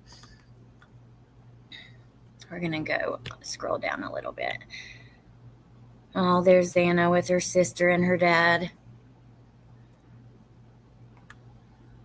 Look at what it says, too. Families of Idaho victims beg for calm as conspiracists hijack the case. That is freaking sad. It's absolutely sad. People said that's actually common in those areas because they have strict rules about how much garbage they can throw out. So if theirs is full, they'll put it at the neighbors. Okay, Mara, maybe I could see like people using someone else's trash for another reason, but the separating it adds just another layer of suspicion. Families of Idaho beg for calm again as conspiracists hijack the case. I think a lot of people are following this case who have never actually followed an active case as it was unfolding and going through the court process. That's quite obvious because they're like, there's no evidence of this, there's no evidence of that. We haven't got to trial yet. That's normal. You know what I mean? And that, like, I think it's awesome that people who haven't are interested in it, but also it's just making it like really hard. I don't know. It just makes the conspiracies go crazy.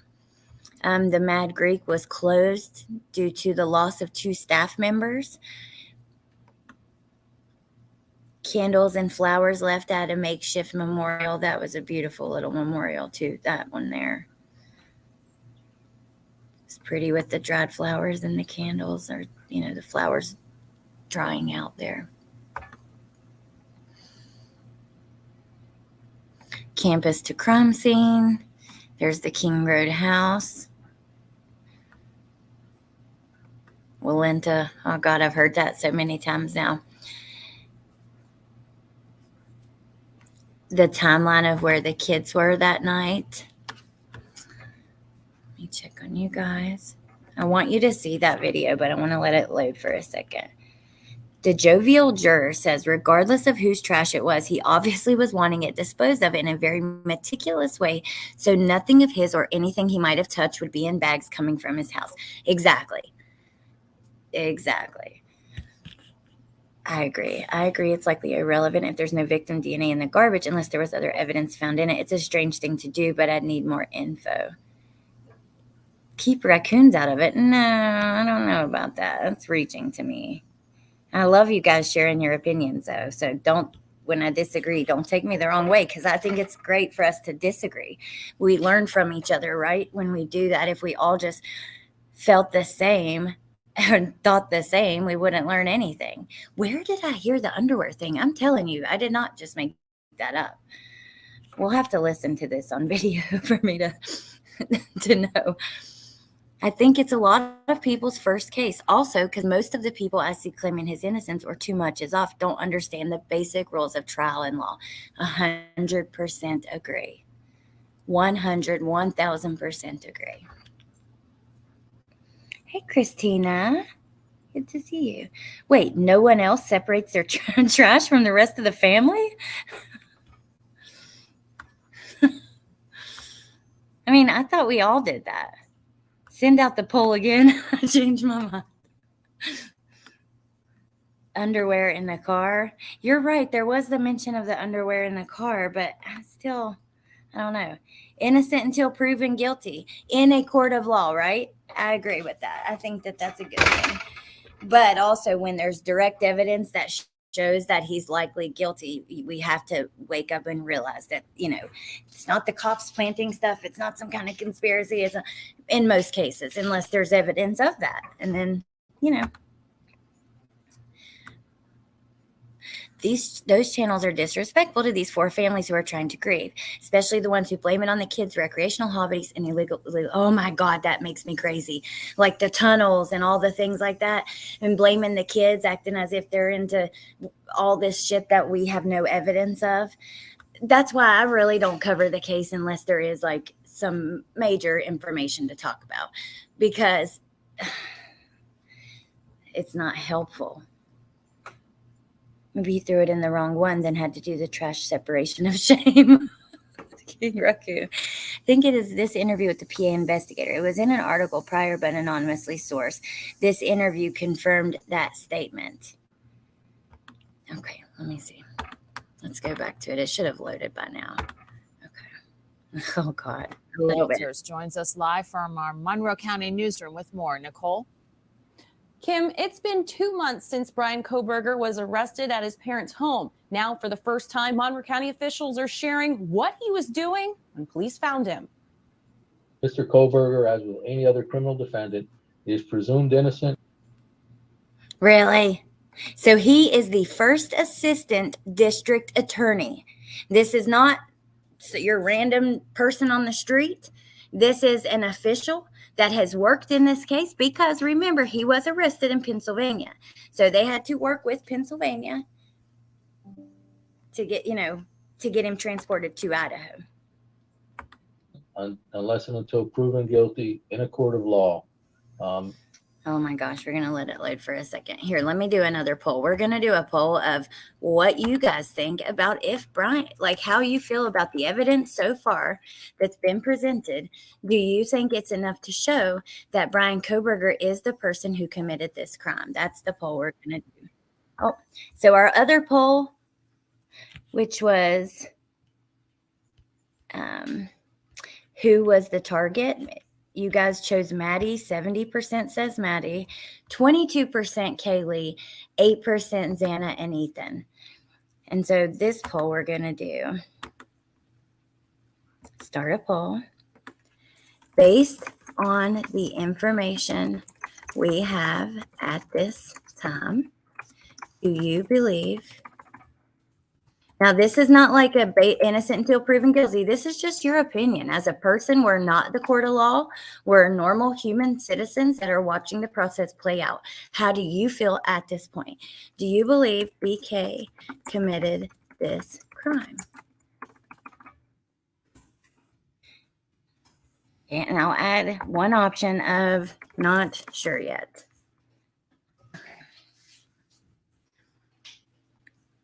Oh, I love it when you guys participate in them, Elizabeth, because I love to hang out with you guys and hear from you and see how you feel. And like I said, even when you don't agree with me, that's okay. I don't, need you to agree with me. Like Amanda definitely is not, we feel differently, but I enjoy your input in the conversation.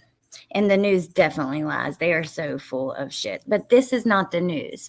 This is not a news reporter giving their opinion or their take on what's happened. This is direct information from the DA's office, from the Assistant District Attorney, Michael Mucoso.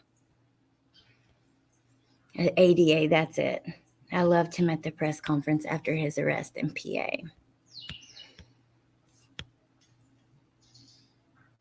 He knew he had left the sheath at the crime scene and knew that if they had his DNA from the trash, they could match them. So he was getting rid of his trash that contained his DNA.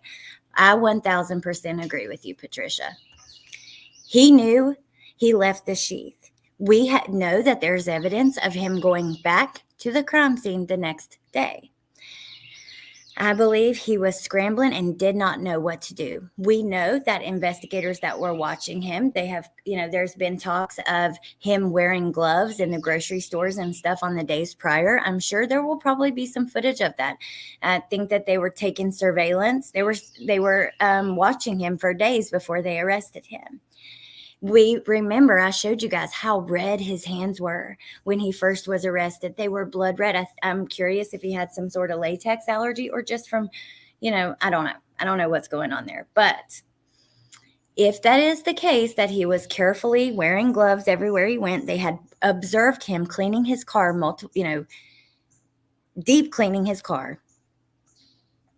And then they observe him separating the trash. It only makes sense that he is aware his DNA could be on that sheath and he needs to prevent his DNA from getting out. Take DNA away. Revert back to the days when crimes were solved prior to knowledge of DNA. Look at all the things we know for sure, phone activity, car, etc., and ask yourself who. It's absolutely BK. I do. I love to hear people's thoughts on this case. Who you calling normal? Love you too. Oh shit. I got way messed up in the chat. At this time, Kohberger was wearing latex medical type gloves and apparently was taking his personal trash and putting it into separate Ziploc baggies. I think he used his shower curtain to cover the inside of his car. They didn't find cleaning chemicals in the car. I don't know that we know that for sure. We don't know. We have not seen the reports of what they found in the car. We've just seen, language in his, in the motions paperwork that leads you to believe one way or another. But until we get the official reports from what was found in the car, I don't think that we can say that for sure. That's kind of where I'm at.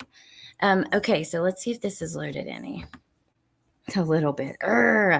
What in the world? So that remains the case, but certainly for the investigation and the interest of the investigators in building the case layer by layer, that was a significant find. This search warrant confirms Bryan Kohberger was under police surveillance for several weeks before he was arrested.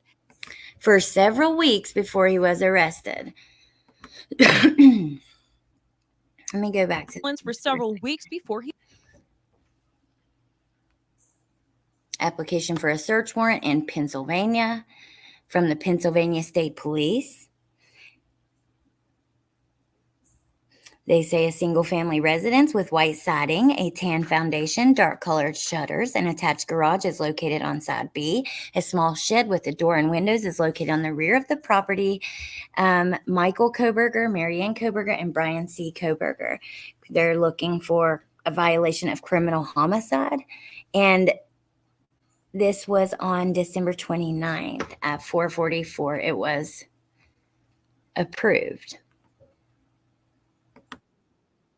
He was arrested, and officials believed he was in possession of items related to the murder of the 4 University of Idaho students. Police raided his family's home within Indian Mountain Lake Estates in Chestnut Hill Township on December 30th. Okay, and now while we let it load for another second, let me ask you guys, what about the ID cards that were found? What if, let's just say, for instance, because we don't know yet, we have to wait on all of this stuff to come back officially from the court. People are getting way ahead of themselves. You have to know that 90% of the evidence hasn't been released yet. But let's say that the ID cards are one of the people in the house. Then how would you guys feel, the ones that are thinking that it's not him? I think because they didn't know for sure till they got the DNA. They had his phone records and they had his camera on his car on camera. And I wonder how clear those cameras are.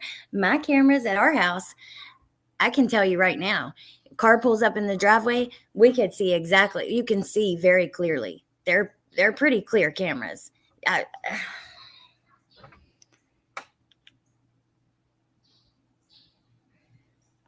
Bernice Riviera, not in the cases I've followed. I've been following active cases for several years now, and I documented them on my channel, even like the Gannon Stout case from day one.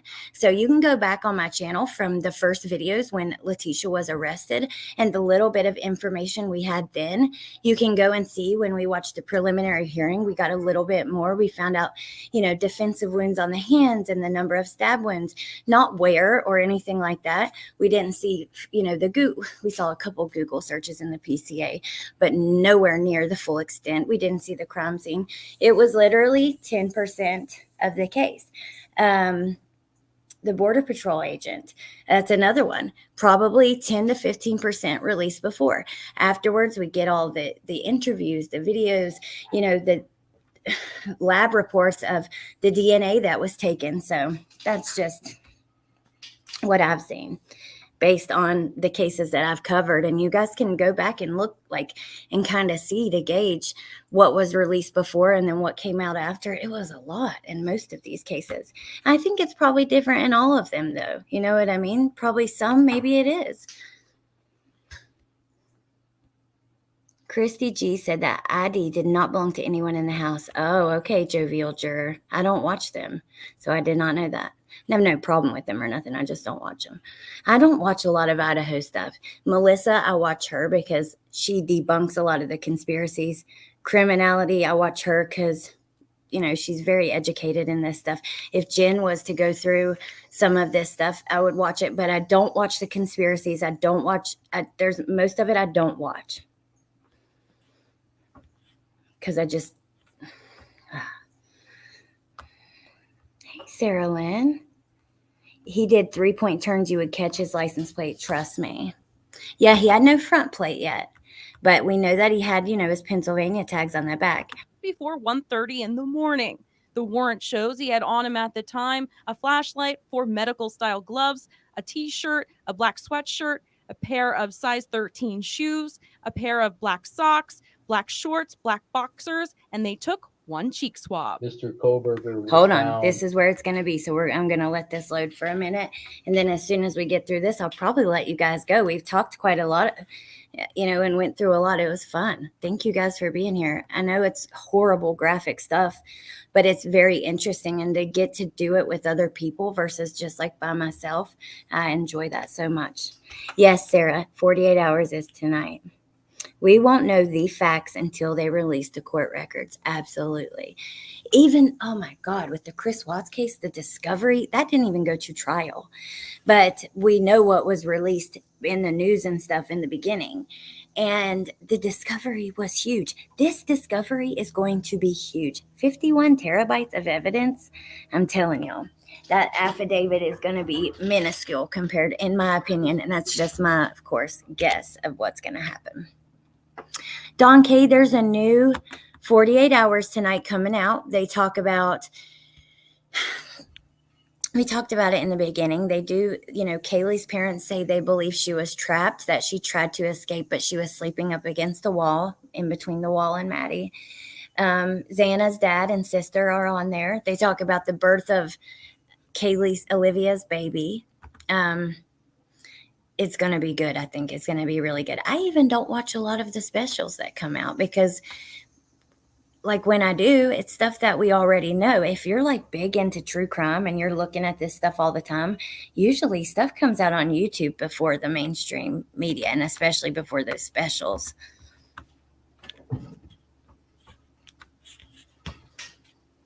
Oh, thank you, Shay Benet. I think his hands are chapped. What about the call out for the wrong year of the car? Why ask for tips for the wrong vehicle? Need some Z's? I don't know. That is annoying to me. I think I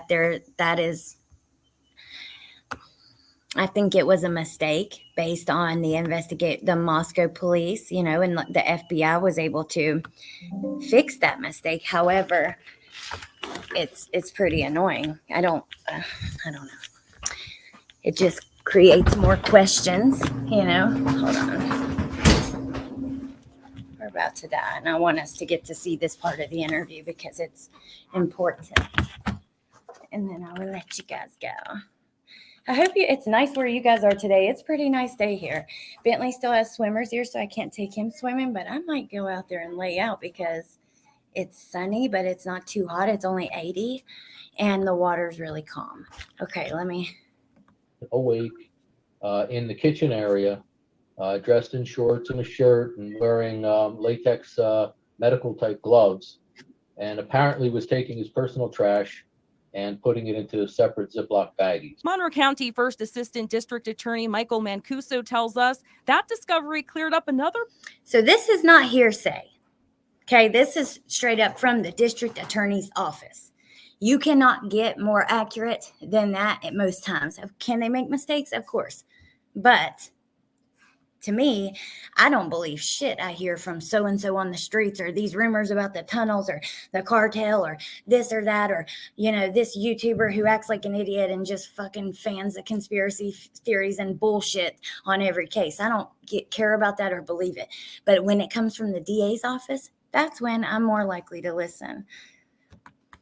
I'm going to play that part one more time, then I'm going to chat with y'all and say bye, and then I'll let you go. Latex medical type gloves, and apparently Box, black shorts, black boxers, and they took one cheek swab. Mr. Kohberger was found awake in the kitchen area, dressed in shorts and a shirt and wearing latex medical type gloves, and apparently was taking his personal trash and putting it into separate Ziploc baggies. Monroe County First Assistant District Attorney Michael Mancuso tells us that discovery cleared up another part of the investigation. The trash pull that was done days before recovered DNA profiles, but not from him, only from his family members. State police say part of what they were looking for was anything that may shed light on the mental state of Kohberger or the victims, including.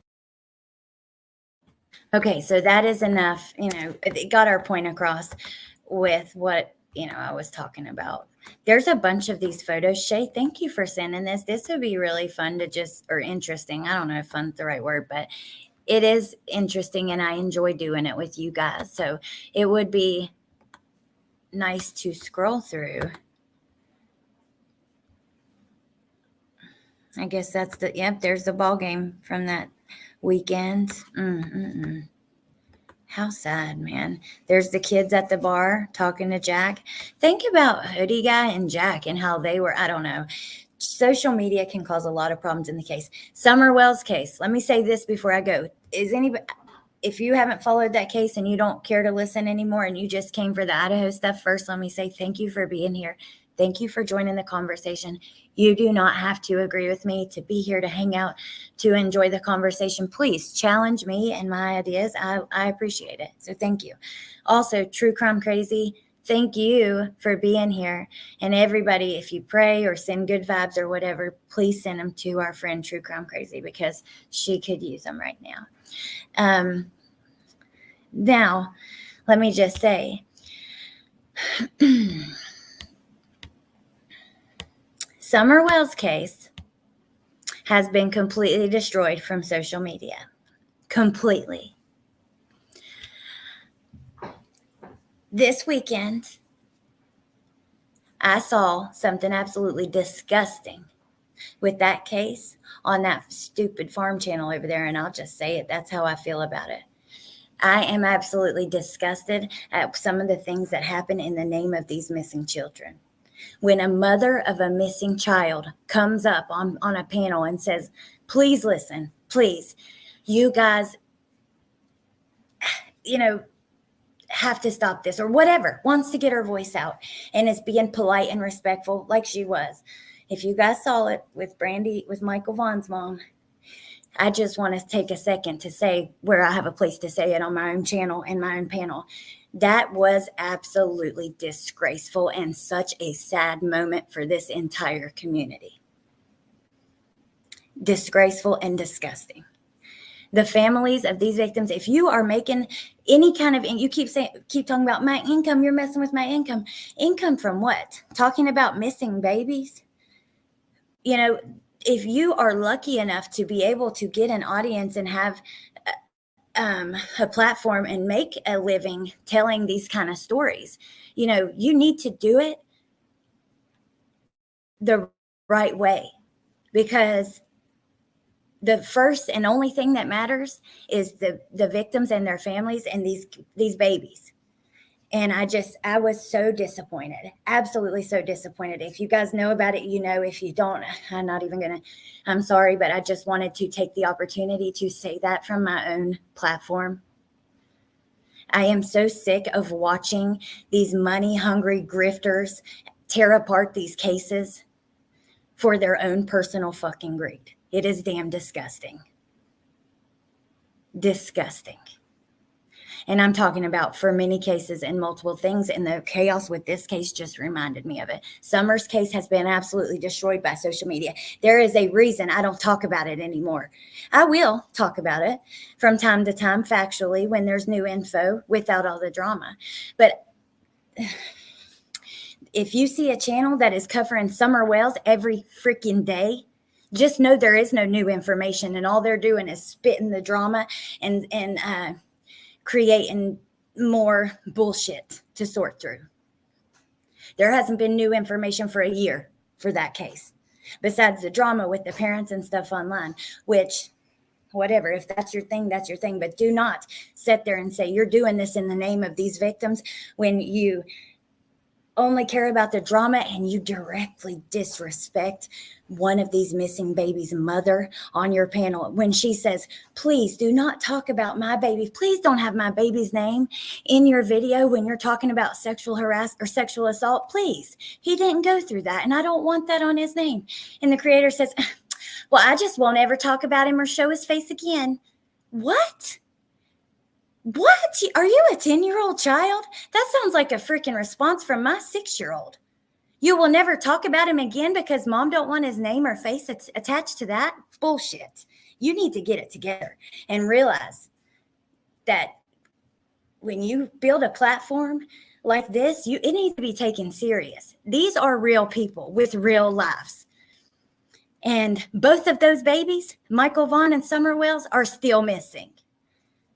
Oh, I'm pissed. I'm sorry, y'all. I had to get it out.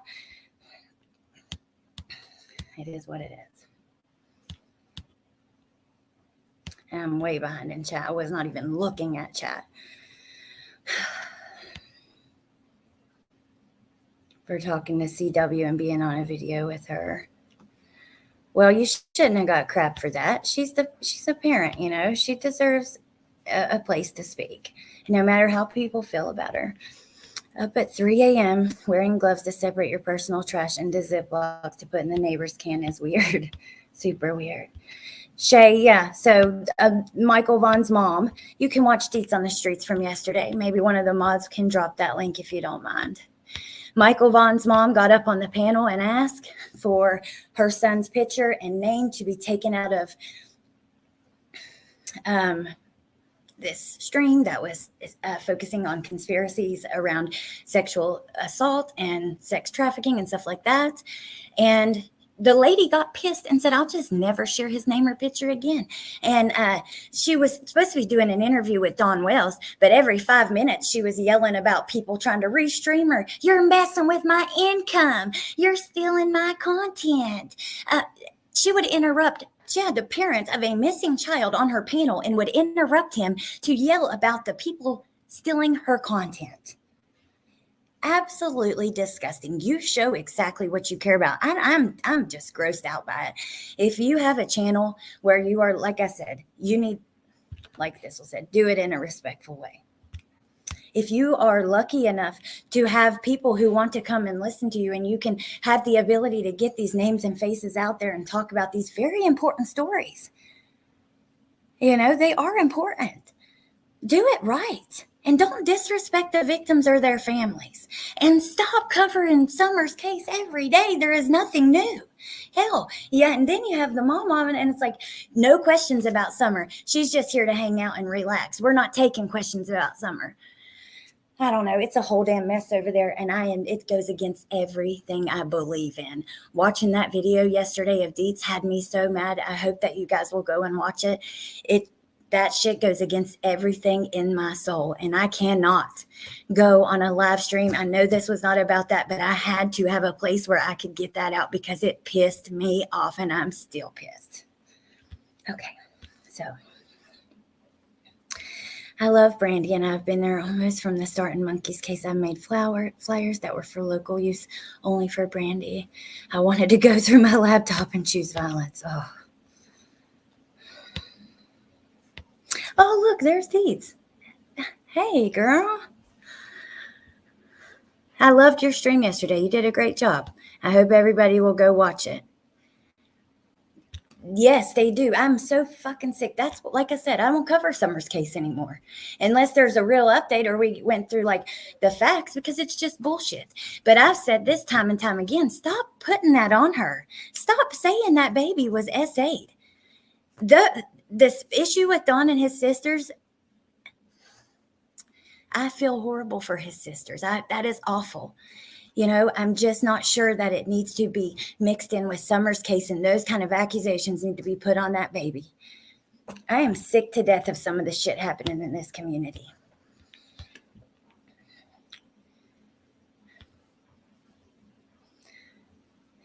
They are people's kids. Absolutely. I sent it to Nay, and I was like, you need to see this.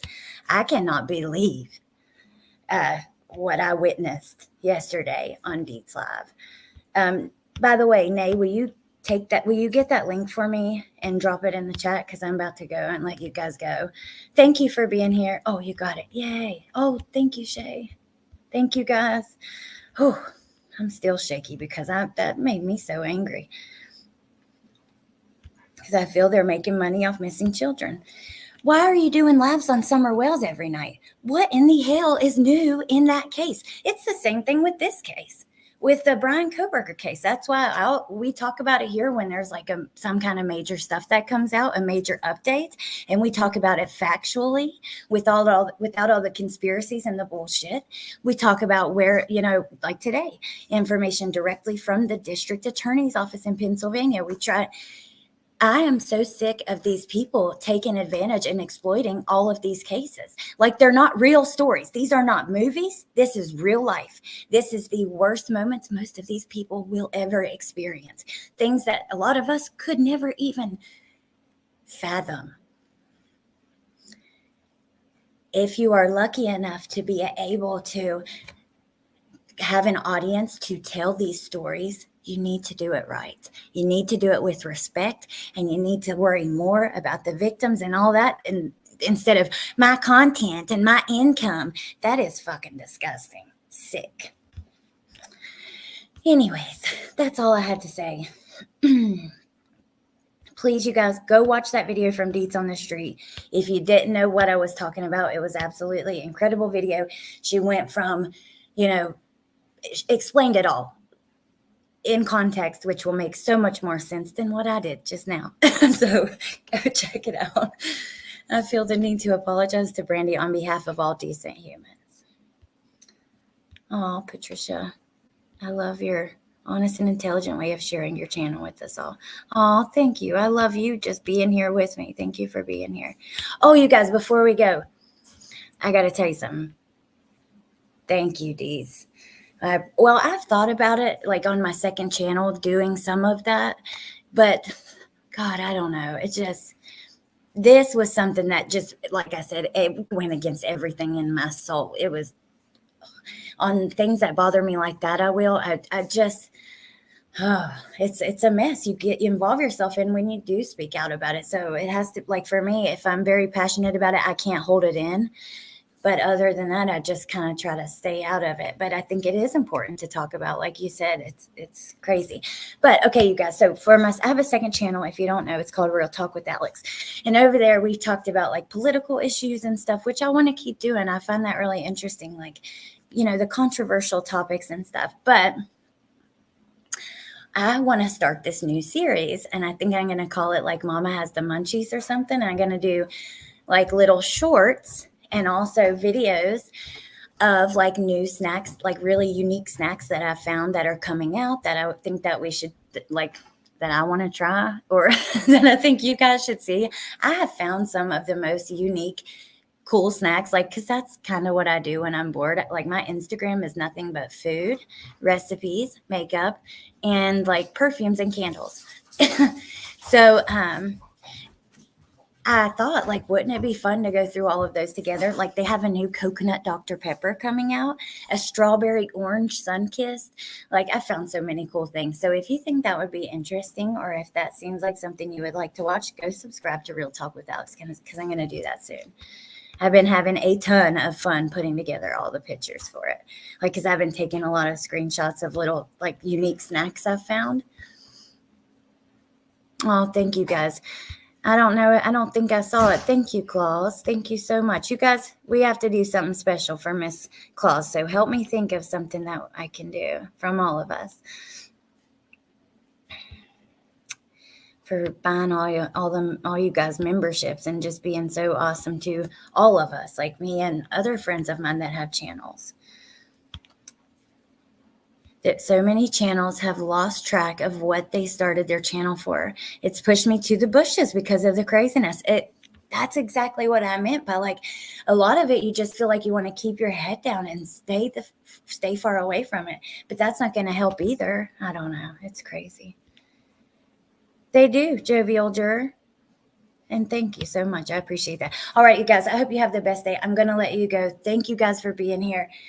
We have still that case file that we purchased, the Letitia Stout, we have barely scratched the surface. I want to get more into that. I'm so fascinated with that case. I need to know every detail. I think it's just because Gannon is like part of my soul. I remember watching the day he went missing, watching Plunder's coverage. I covered it pretty quickly, watching the press conference, seeing her be arrested, then seeing him be found, covering the pretrial hearing where it was only live tweets, and finally getting to the trial. And I just want to see it all. It's like part of me at this point. And so yeah, I want to keep doing that. And last night, I'll just say on the docket, they released some phone calls with Harley and Amy Lang and stuff. And it got my little interest sparked up. I'm ready to dig some more in that case file and talk some more about it. So I hope to see you guys for that. Hope you have a good weekend. Thank you to my mods. Thank you to the chat. That's what I'm going to do, Thistle. Go get some vitamin D. And yeah, I hope you guys have a good day. I love you all. Bye.